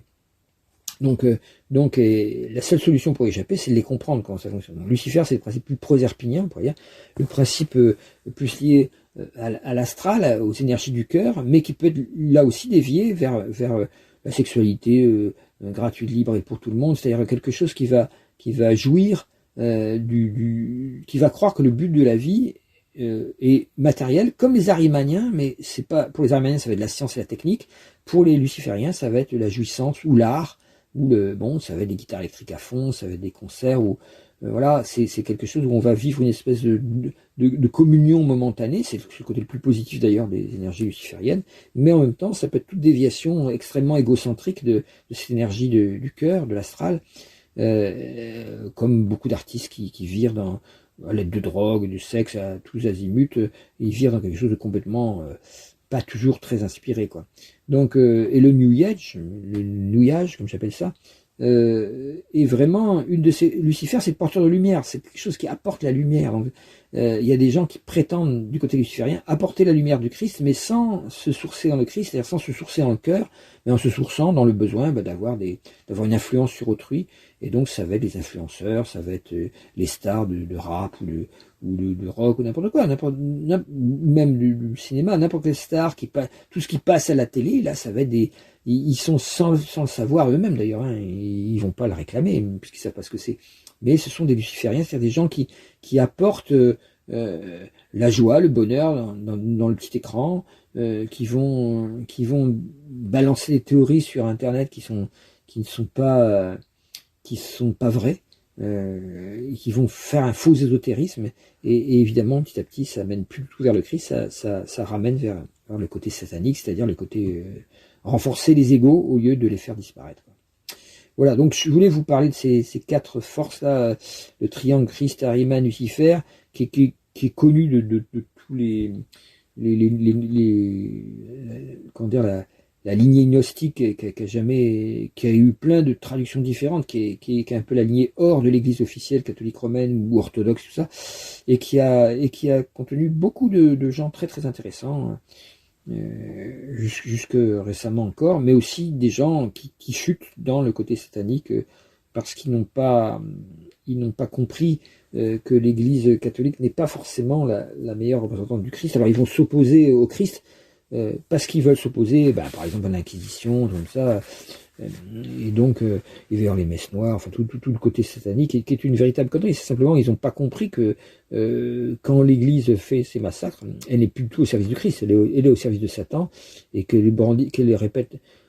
Jésus l'avait prévenu, il disait, ce ne sont pas ceux qui diront Seigneur, Seigneur, mais ceux qui accompliront ma parole, qui seront mes vrais disciples. Donc ceux qui disent dans toutes les messes, Seigneur, Seigneur, hein, accorde-nous une parole, nous serons guéris, enfin, assis debout couché, l'hostie, c'est bien joli, c'est des rituels, mais s'ils accomplissent pas la parole, c'est-à-dire s'ils n'accomplissent pas l'acte concret et dérangeant et difficile d'aimer son prochain comme soi-même, d'abord de s'aimer soi-même, non pas en tant qu'égo, mais en tant qu'âme, et ensuite d'aimer l'autre, ce qui n'est pas facile, c'est beaucoup plus facile de le juger.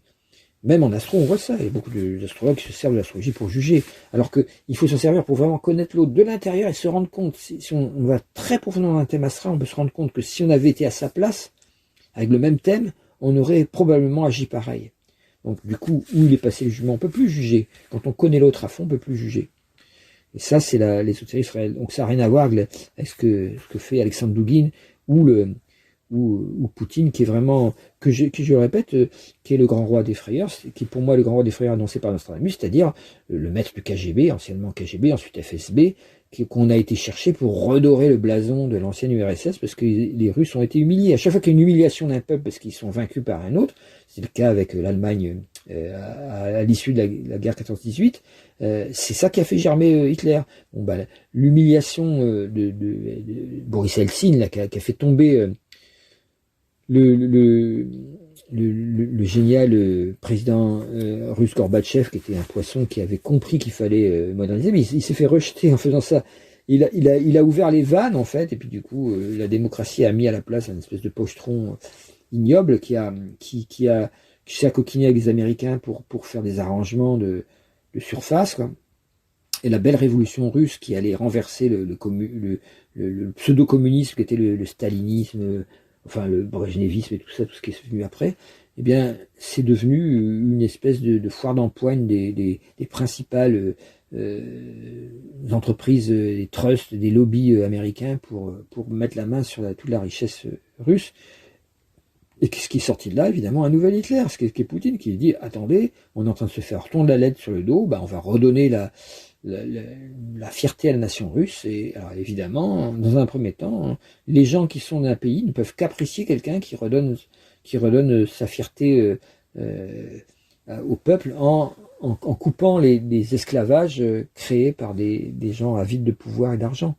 Donc, mais est-ce qu'il a vraiment fait ça? Non, évidemment. Il s'est enrichi avec les pétrodollars, il s'est enrichi avec les fameux grands pontes les pétroliers russes, et il a pris toute leur richesse pour lui-même, de manière à devenir un espèce d'empereur, un nouveau tsar.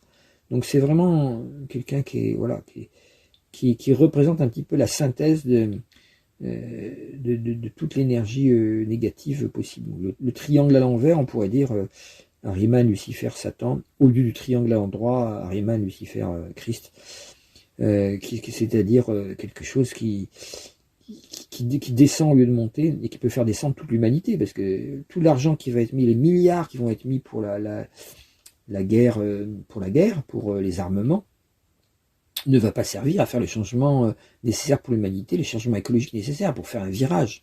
Donc évidemment, ça nous mène droit dans le mur, quoi. C'est-à-dire que, alors, si on regarde uniquement d'un point de vue analytique, politique habituel, on va se dire, ah bah oui, mais on est obligé, puisque il est très très clair, et c'est pas du tout là je suis pas content avec ce que disent des fois les gauchos, quoi, qui s'imaginent que on est en train de nous entraîner vers la guerre, alors que Poutine ne veut pas faire la guerre puisqu'il le dit. Il faut être vraiment totalement idiot pour croire ce que dit Poutine, quoi. Je veux dire, c'est quelqu'un qui n'a pas arrêté de mentir et qui a fait toujours l'inverse de ce qu'il dit, et qui a fait des émules. On pourrait dire presque Macron est un bon élève de Poutine, puisque lui aussi, il ment comme il respire, et il fait jamais ce qu'il dit, il fait l'inverse. Donc, comment peut-on croire quelqu'un comme ça qui dit non, alors que toutes ces actions sont faites justement pour se préparer à une attaque de l'Europe, au moins de l'Europe de l'Est, c'est-à-dire de ce qu'il estime être son ancien empire, qui lui a été volé par les Américains. Donc d'où sa haine de l'OTAN et tout ça. Donc c'est compliqué. On peut pas... ah oui, les Américains sont des enfoirés. Oui, j'ai jamais dit l'inverse. Mais quand j'attaque Poutine, je me place pas du côté de l'OTAN du tout. Je me place du côté d'une réalité comment dire, géopolitique qui est indéniable. On a bien un nouvel Hitler qui est en train d'émerger, et c'est pas une exagération, une comparaison malvenue de le dire.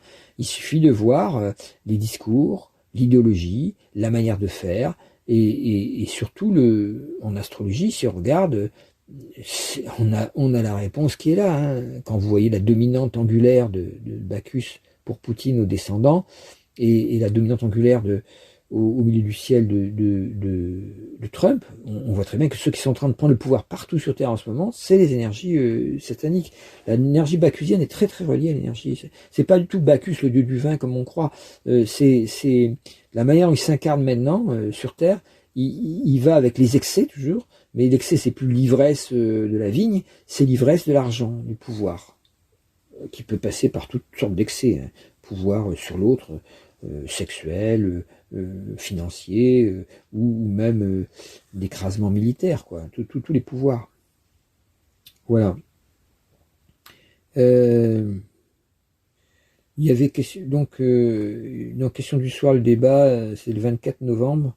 Il y avait expliqué, je sais plus quelle émission c'était, une question du soir, le débat, le plan de Donald Trump pour la paix. Et la question qui a été posée, c'était est-ce que c'est un plan russe? Et copier-coller de ce qu'a dicté Poutine.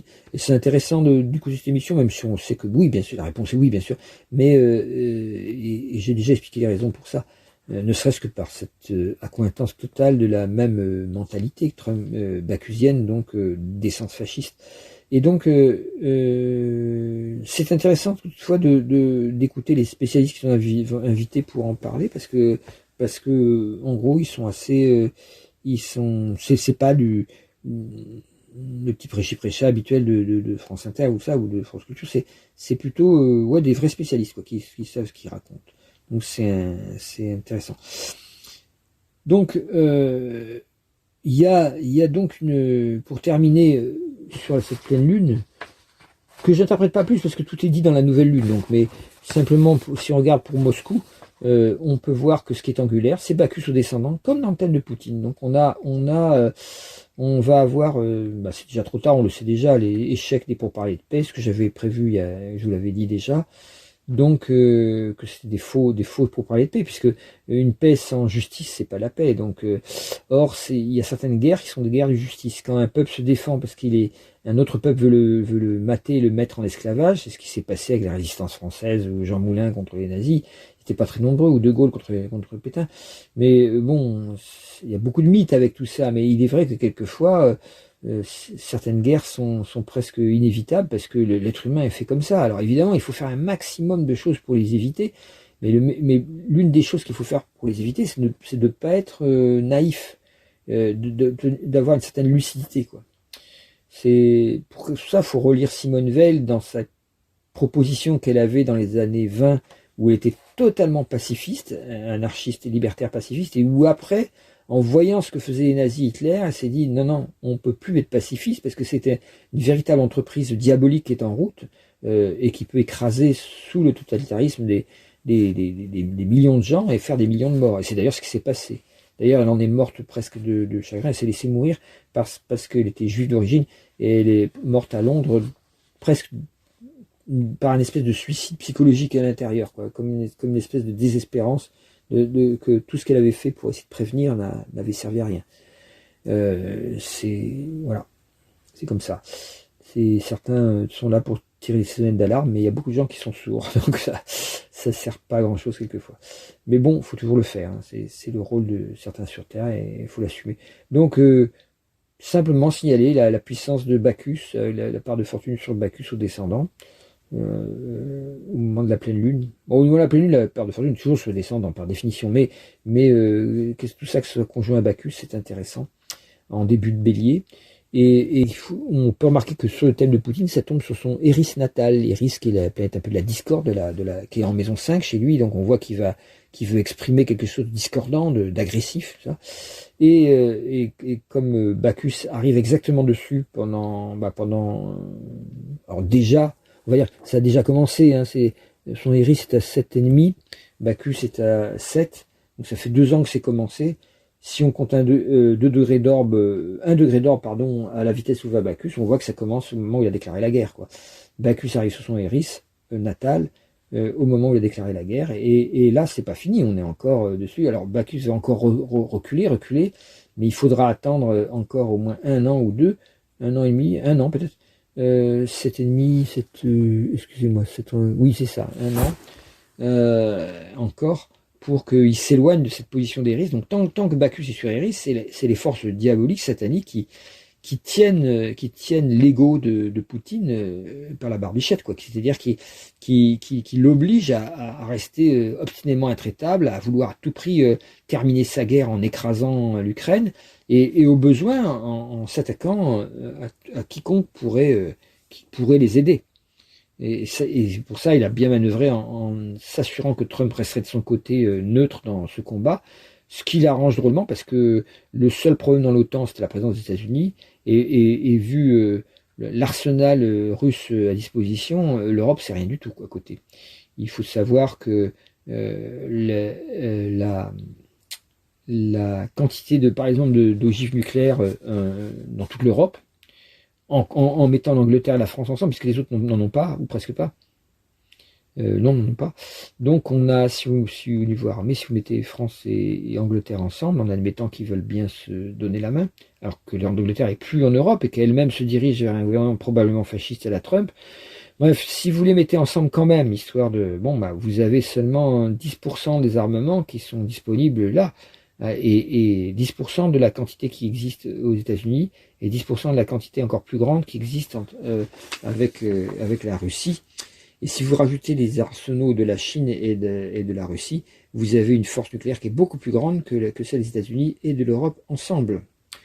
Donc, à partir du moment où l'Europe, sous l'effet de Trump, l'Europe se sépare les États-Unis vont jouer cavalier seul de leur côté.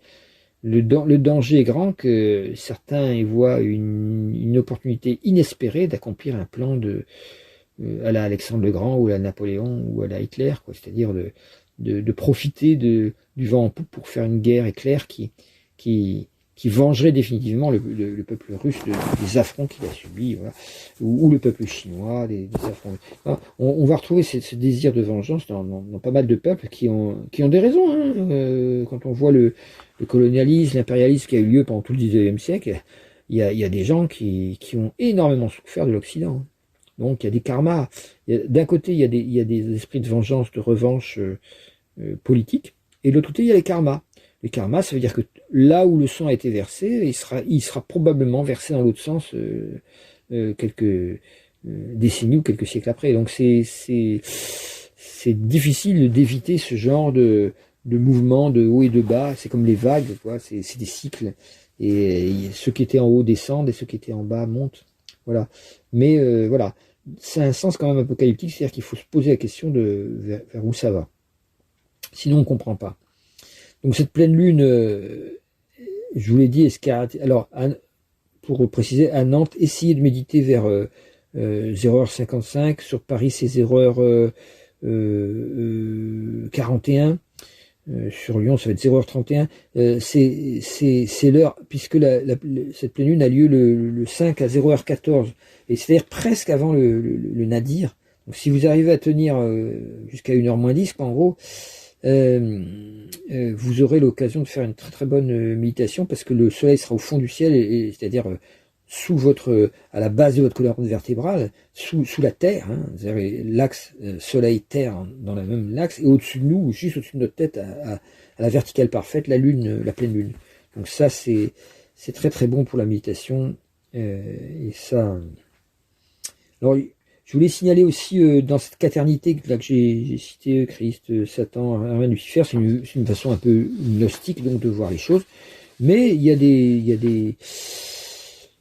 a des scientifiques actuels, en particulier, c'est pas Philippe Guillemant, par exemple, qui est un physicien qui nous parle aussi des 4 éléments en mettant en place certaines conceptions. Mais on a aussi Philippe Descola, qui est un anthropologue. Et lui, les 4 éléments, il les voit comme 4 ontologies anthropologiques, hein, puisqu'il est anthropologue. Et c'est intéressant parce qu'on retrouve à nouveau ces quatre directions.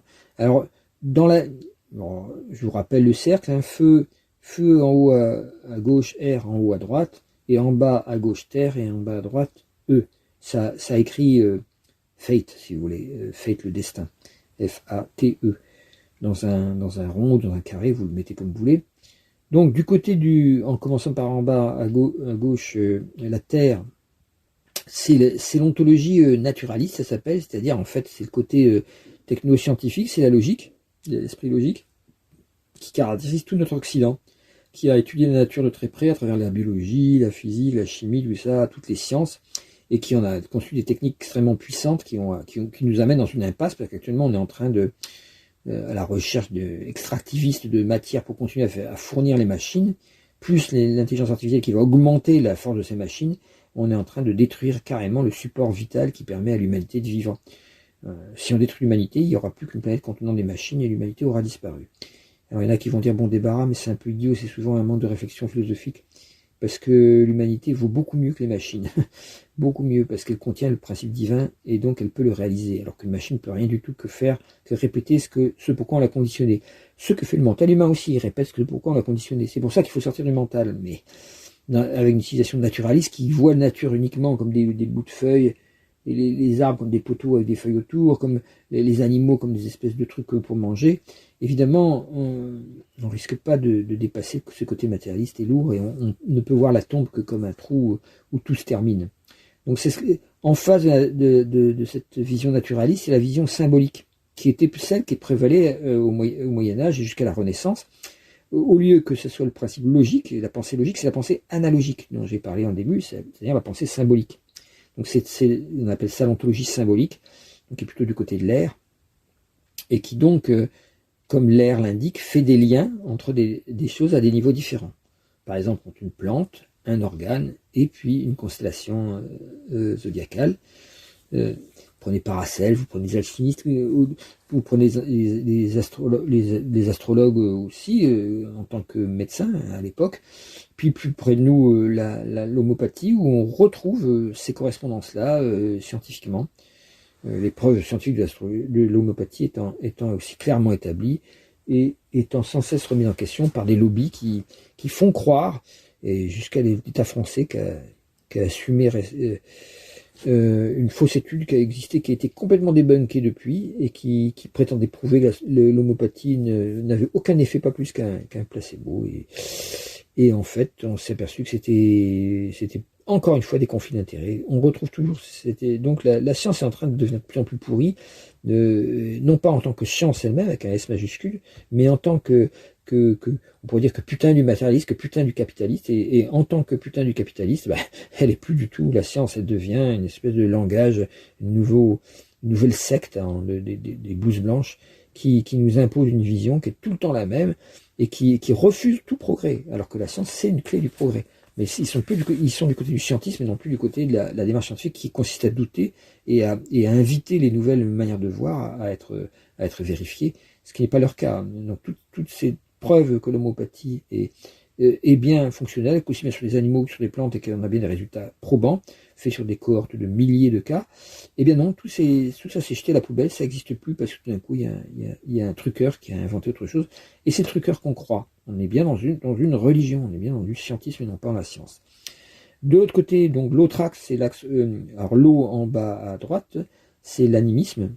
C'est l'animisme, donc c'est ça qu'a étudié Philippe Discola en allant voir les chouars, les givarots, dans la forêt amazonienne, il a vu comment ils fonctionnaient, et là, il n'y a pas de nature, comme chez nous, comme chez les naturalistes, qui étudient la nature comme quelque chose d'extérieur.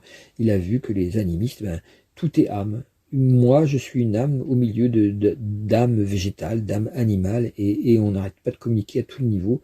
Donc l'animiste voit tout comme étant vivant et animé d'esprit. L'esprit est partout, et en tout.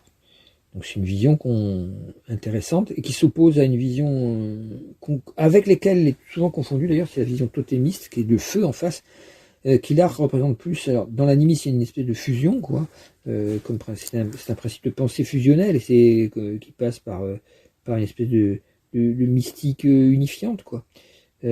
Alors que du côté du totémisme, on n'est plus du côté de la magie. C'est-à-dire que le totem, c'est quelque chose qui fait pouvoir, et qui symbolise un pouvoir autour duquel on va se rassembler. On peut penser, par exemple, le drapeau rouge avec le marteau Lafossy, ou le drapeau bleu, blanc, rouge sont des totems. Le totémisme, c'est une manière de symboliser un pouvoir qui va rassembler le plus possible pour créer de la force. Donc alors que l'animisme, il cherche pas du tout la force, il cherche au contraire à se fondre dans la nature, à être en amitié féminine. C'est pour ça que c'est du côté de l'eau, en amitié féminine avec tous les esprits de la nature. Alors que le totémisme, c'est un peu, c'est un peu, on trouvait les totems chez les Indiens d'Amérique, qui étaient souvent des peuples assez guerriers, et finalement, on a souvent oublié de le dire, ils ont eu un karma, quand les Blancs sont arrivés, les massacrer, il y avait un karma de violence déjà. Bon, évidemment, pas aussi violent que les visages pâles, ça c'est sûr. Mais bon, le totémisme met en avant, on va dire, la notion de projection de pouvoir sur un symbole, mais qui n'est pas analysé en tant que symbole. C'est pas pour créer une pensée analogique, c'est simplement pour créer une pensée de pouvoir. Un sorcier qui fabrique un talisman, soit de protection, soit d'envoûtement, pratique le totémisme, en fait. Il pratique en fait une pensée dans laquelle il y a un peu de symbolisme, mais c'est pas fait pour comprendre, c'est fait pour agir sur l'environnement, alors que l'animisme se fond dans l'environnement. Voilà, je voulais vous rappeler ces 4 ontologies que Philippe Descola a théorisé après ses recherches sur les Indiens à Shuar, là, et qui permet de donner des solutions aussi vers la nouvelle société qui vient. Avec ces 4 points-là, on s'aperçoit que si on est trop, c'est ce que je recommande toujours dans le mandala, quand vous êtes trop d'un côté, par exemple, on est beaucoup trop dans le naturalisme, donc dans le matérialisme capitaliste, eh ben, le symbolique est juste en face, c'est la manière de revenir au centre. C'est-à-dire que l'une des clés pour sortir pour aboutir à une véritable écologie qui nous sauve, là, eh ben, ça va être d'aller vers la pensée analogique et symbolique. C'est ce qui se passe, mais avec du grand n'importe quoi sur Internet, des faux ésotérismes, alors que le véritable ésotérisme, que j'essaye de démontrer, fait ça très très bien. Et à ce moment-là, au centre, si tous les équilibres d'axes sont, comme dans tout mandala, quand vous passez par le centre, les deux opposés s'équilibrent. Jung appelait ça la conjonction des opposés. À ce moment-là, ça se rééquilibre. Au centre, on pourrait mettre la pensée non dualiste.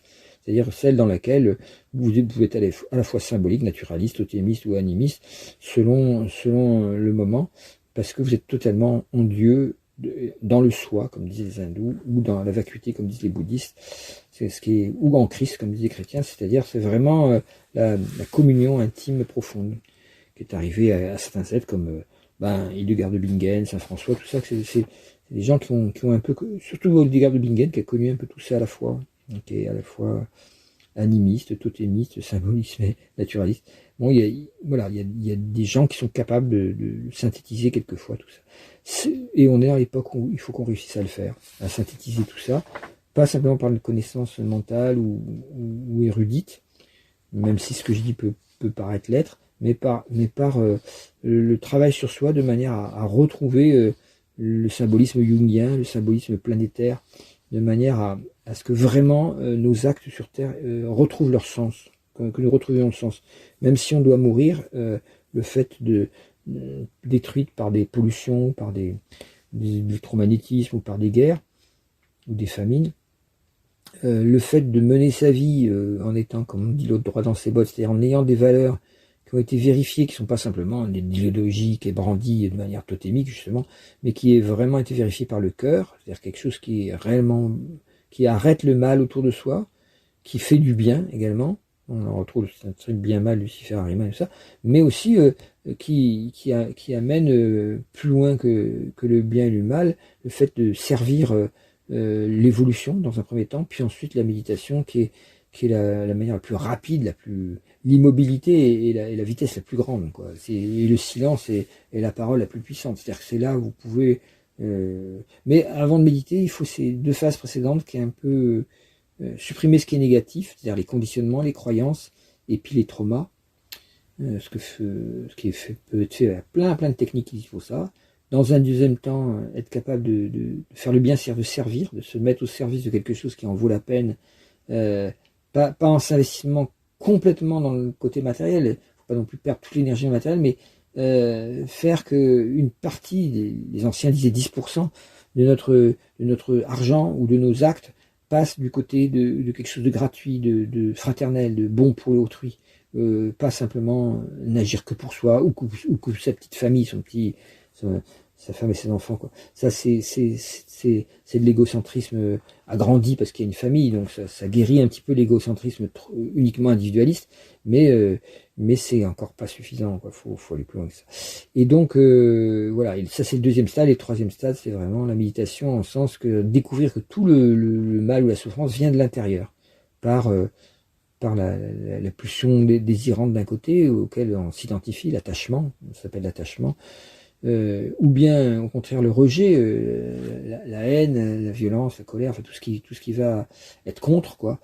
Et puis au milieu entre les deux, l'ignorance, la confusion, ne pas savoir distinguer quoi que ce soit, dans l'absence de lucidité, ce qui fait qu'on erre dans des décisions successives qui se trompent, quoi. Parce qu'on peut pas trouver la juste réponse, parce qu'on n'a pas pu s'interroger à l'intérieur de soi profondément de qui on est et vers où on va. Donc du coup, on agit avec ce qui se présente, et ce qui se présente étant abondamment du côté de l'ignorance, à 95% évidemment, on a 95% de nos actes, du coup, qui deviennent des actes karmiques, c'est-à-dire qui vont porter en fait de la souffrance ensuite, sous forme de maladie, sous forme d'erreurs à réparer, sous forme de séparation ou de mauvaises rencontres. Voilà. Bon, je crois que j'ai fini mon tour d'horizon. J'ai oublié de dire juste pour Washington, j'ai dit pour Moscou, j'ai dit pour la France. Pour Washington, il apparaît juste le poisson au milieu du ciel, ce qui fait penser que la crise trumpienne actuelle va aboutir à une remise en question profonde. On a le dessus qu'au fond du ciel. C'est comme si l'intérieur du pays commence à en avoir marre des délires trumpiens.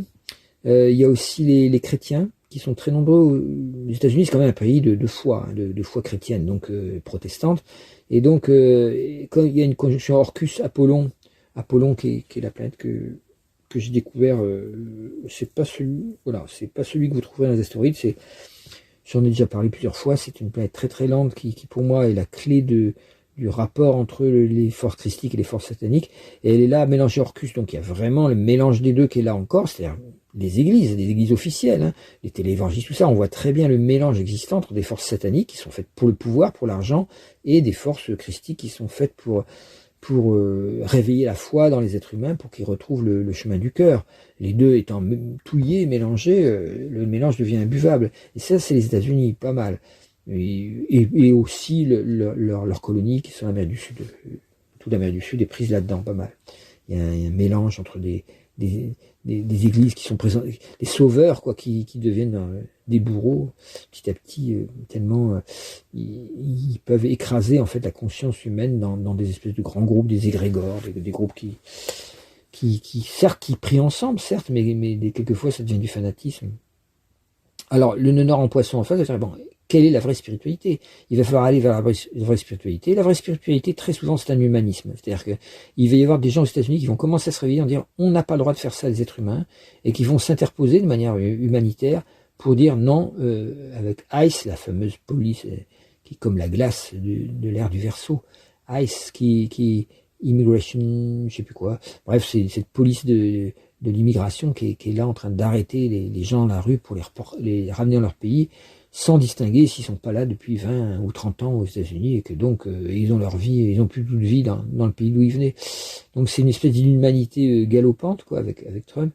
Et là, la présence de Saturne, Neptune et Nessus en poisson indique attention, il va pas falloir se tromper de spiritualité, il va falloir retrouver peut-être, avec Saturne rétrograde, Neptune rétrograde, revenir vers quelque chose qui fasse sens au niveau de qu'est-ce que c'est que le poisson, qu'est-ce que c'est donc de la spiritualité, qu'est-ce que c'est que les êtres humains peuvent vivre ensemble sur une même planète, sur une même terre. Ben, c'est pas du tout ce qu'est en train de mettre en place Trump dans sa politique internationale. Il veut le prix Nobel, ben, il est mal parti. Hein. C'est moins qu'on puisse dire. Le prix Nobel de la connerie, oui, mais il n'existe pas encore. Vous savez, il va être le premier. Voilà. Prix Nobel de la connerie. Avec 2 nominés, Poutine et Trump. Voilà. Et Macron qui va dire oh zut, moi qui ai tellement travaillé pour l'avoir. Voilà.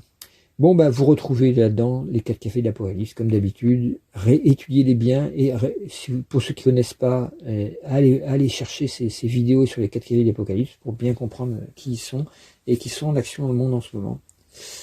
À travers aussi ce qu'on appelait Gog et Magog, qui en ce moment sont en train de se révéler, qui sont les endroits où peuvent apparaître les fausses religions, quoi. Celle qui est issue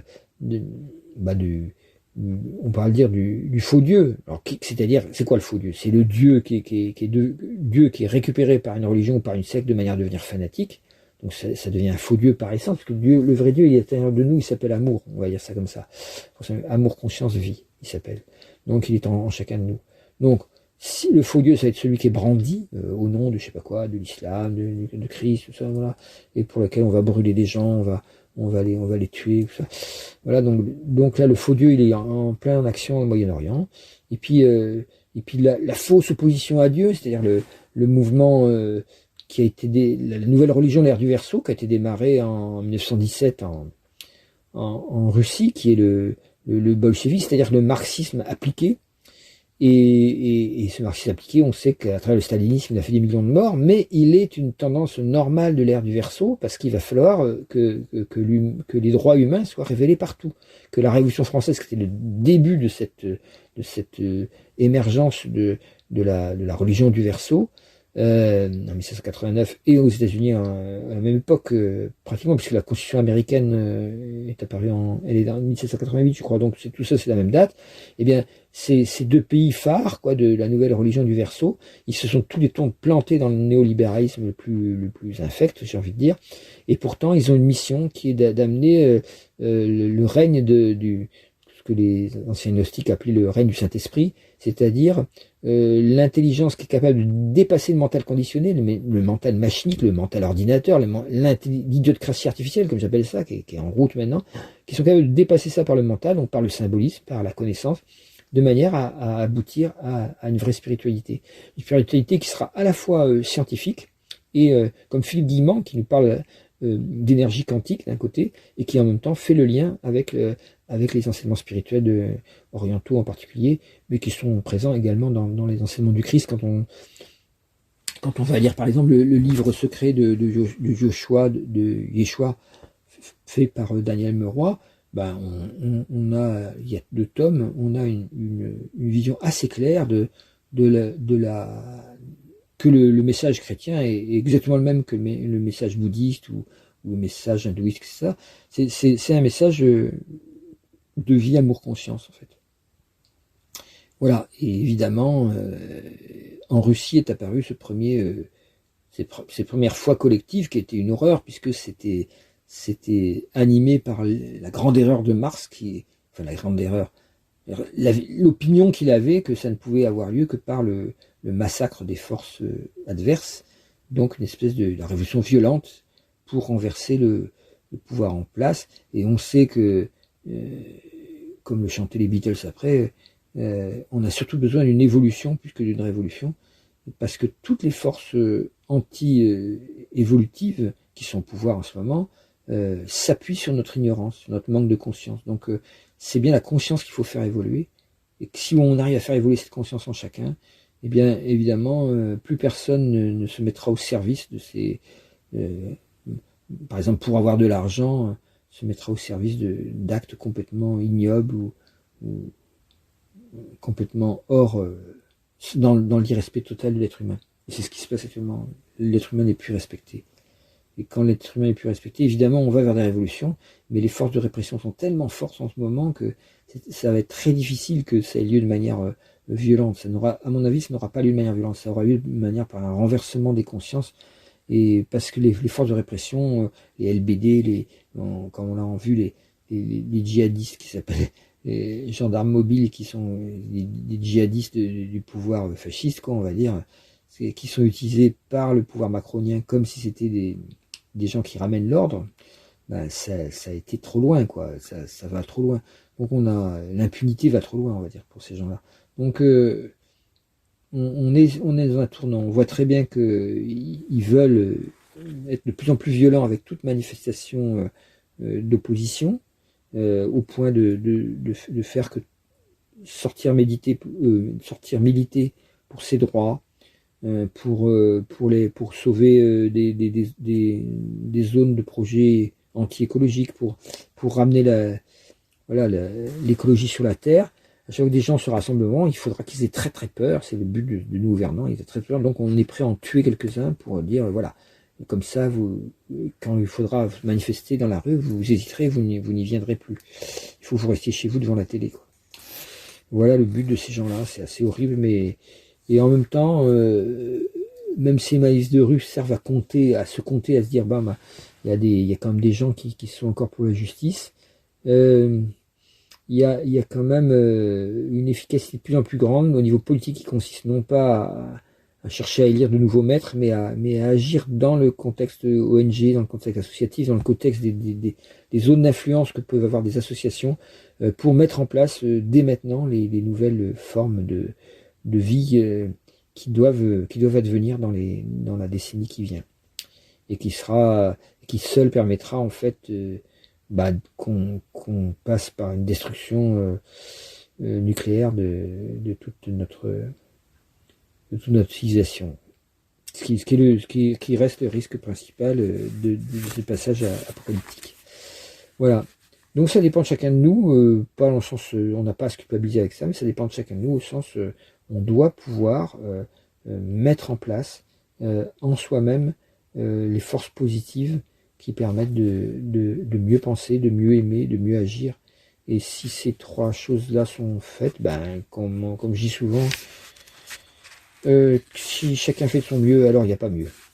On est un peu complaisant des fois avec ça, mais si chacun fait de son mieux, pas que pour lui, pour les autres aussi, il n'y a pas mieux. C'est pas mieux de se culpabiliser en disant, oui, si on était obligé de prendre l'avion une fois, on va pas se culpabiliser, ça peut arriver. Mais si on fait l'effort, de diminuer notre consommation de viande, de diminuer notre consommation d'avion, de militer pour que des alternatives existent, de les défendre bec et ongles quand elles sont empêchées par des pouvoirs en place ou par des lobbies, petit à petit, ces choses-là vont montrer, quand elles auront passé cette rampe, cette barre, cette défense, cette barricade que font les pouvoirs en place pour ne pas que la société du futur advienne, quand elles auront passé cette barrière-là, de l'autre côté, tout le monde verra que c'est ça la vraie solution. C'est d'ailleurs ce que les lobbies veulent pas. Mais quand on verra que c'est la vraie solution de vivre autrement, il y aura plein de gens qui sont dans la désespérance, qui vont vers le suicide, qui vont vers la dépression la plus totale ou la drogue pour se balader dans des paradis artificiels parce que c'est tellement l'enfer sur Terre, quoi. Bien, tous ces gens-là se diront, ah mais oui, mais c'est ça que je cherche. C'est une autre style de vie où l'humain a sa valeur, quoi. Et non pas vivre comme on nous oblige à vivre dans un système uniquement des pousseurs de caddie, quoi. On n'est que des pousseurs de caddie pour eux. Et ça, c'est effrayant. Voilà. Et ben, bonne écoute à tous. Et puis, voilà. Et rendez-vous pour la prochaine nouvelle lune, qui sera à peu près aux environs du 20 janvier. En attendant, j'essaierai de voir ce que je peux vous proposer comme prévision pour 2026, puisque au 21 décembre 2025, ben, on rentrera réellement dans la nouvelle année 2026, puisqu'elle commence à 0 degré Capricorne. Donc j'essaierai de vous fournir un petit aperçu de cette fameuse année 2026 qui vient, et qui semble être comme 41, 42, 84 ans avant. C'était les années 41 42 qui ont été le basculement d'une espèce de guerre du bien contre le mal, on pourrait dire comme ça. On nous l'a traduit comme ça après, mais c'est pas faux quand on voit le côté satanique qu'avaient les forces hitlériennes et japonaises et italiennes à l'époque, les forces de l'Axe. On n'est pas interdit de penser que ça a été pour un bien que ce soit les Américains et les Russes qui gagnent, sans pour autant devoir décréter ensuite que ce sont automatiquement les forces du bien qui sont en Russie ou les forces du bien qui sont aux États-Unis, rayer la mention inutile ou cocher la case. Tout ça, c'est un peu stupide. Il y a pas d'endroit où existe le bien. Mais il y a des moments où des bascules se font. 1933, c'est une bascule, avènement d'Hitler au pouvoir. 1944-45, c'est une autre bascule, débarquement et découverte des camps nazis. Il y a des bascules historiques comme ça. On est dans l'une de ces bascules. Il ne faut absolument pas l'ignorer et ne pas se référer à des anciennes manières de penser ou de voter ou de s'impliquer sans se rendre compte que ce qui est en jeu, c'est plus du tout notre gagne-pain ou le prix de notre loyer ou l'inflation, que ça. Ce qui est en train de se jouer, c'est carrément l'avenir de l'humanité. Et si on s'en rend pas compte, on va se tromper de combat. Voilà, merci à tous d'avoir écouté jusque-là. Et je recommande toujours d'essayer de faire ce que j'appelle les spirinotés, c'est-à-dire des endroits où la spiritualité est vécue en manière communautaire, de façon à créer des alternatives à un système qui de toute façon va s'écrouler, et s'il s'écroule et qu'il n'y a pas d'alternative, ça sera la misère totale, alors que s'il y a des alternatives, on verra que une fois que ce système est écroulé, ben, il y a moyen de vivre autrement. Ça a déjà eu lieu, hein. Quand les barbares ont envahi l'Europe à la chute de l'Empire romain, les chrétiens ont créé des communautés éloignées des grands centres urbains, dans lesquels ils se sont mis. Alors, c'était pas, c'est après qu'ils sont devenus mono-sexe, quoi. C'est-à-dire que c'est d'un côté les hommes avec les moines et de l'autre côté les sœurs, quoi. Ça c'est bien après. Au début, c'était des communautés villageoises de chrétiens qui pratiquaient un christianisme ensemble, quoi. Et il y avait mari-femme, il y avait enfants, tout ça, et qui étaient isolés et qui ont essayé de retrouver les écrits anciens, et les recopier, les moines copistes, tout ça. Et bizarrement, notre société chrétienne, quoi. Après, il y a eu Charlemagne, tout ça. Notre société chrétienne est née sur ce terreau de barbarie, de chute d'un empire romain. Donc c'est peut-être la chute de l'empire américano-occidental bientôt. Mais en même temps, derrière cette dévastation par des barbares, il y avait ces endroits isolés où la civilisation a été maintenue de manière un peu secrète, de manière spirituelle. Et c'est cette base-là qui a créé bizarrement notre civilisation occidentale. Alors que c'était des perdants, hein, par rapport à la force des barbares, par rapport à la force des fachos, ils n'étaient pas grand-chose. Voilà, à méditer, donc c'est pas du tout utopique comme utopique, ça veut dire que c'est sans lieu. Bah, si ça a déjà eu lieu, ça peut encore avoir lieu. C'est pas sans lieu. C'est, disons, des utopies réalisables. Merci à tous, bonne fin d'année et bonne année à l'avance pour le 21 décembre J'essaierai de faire ça à temps pour vous. À bientôt.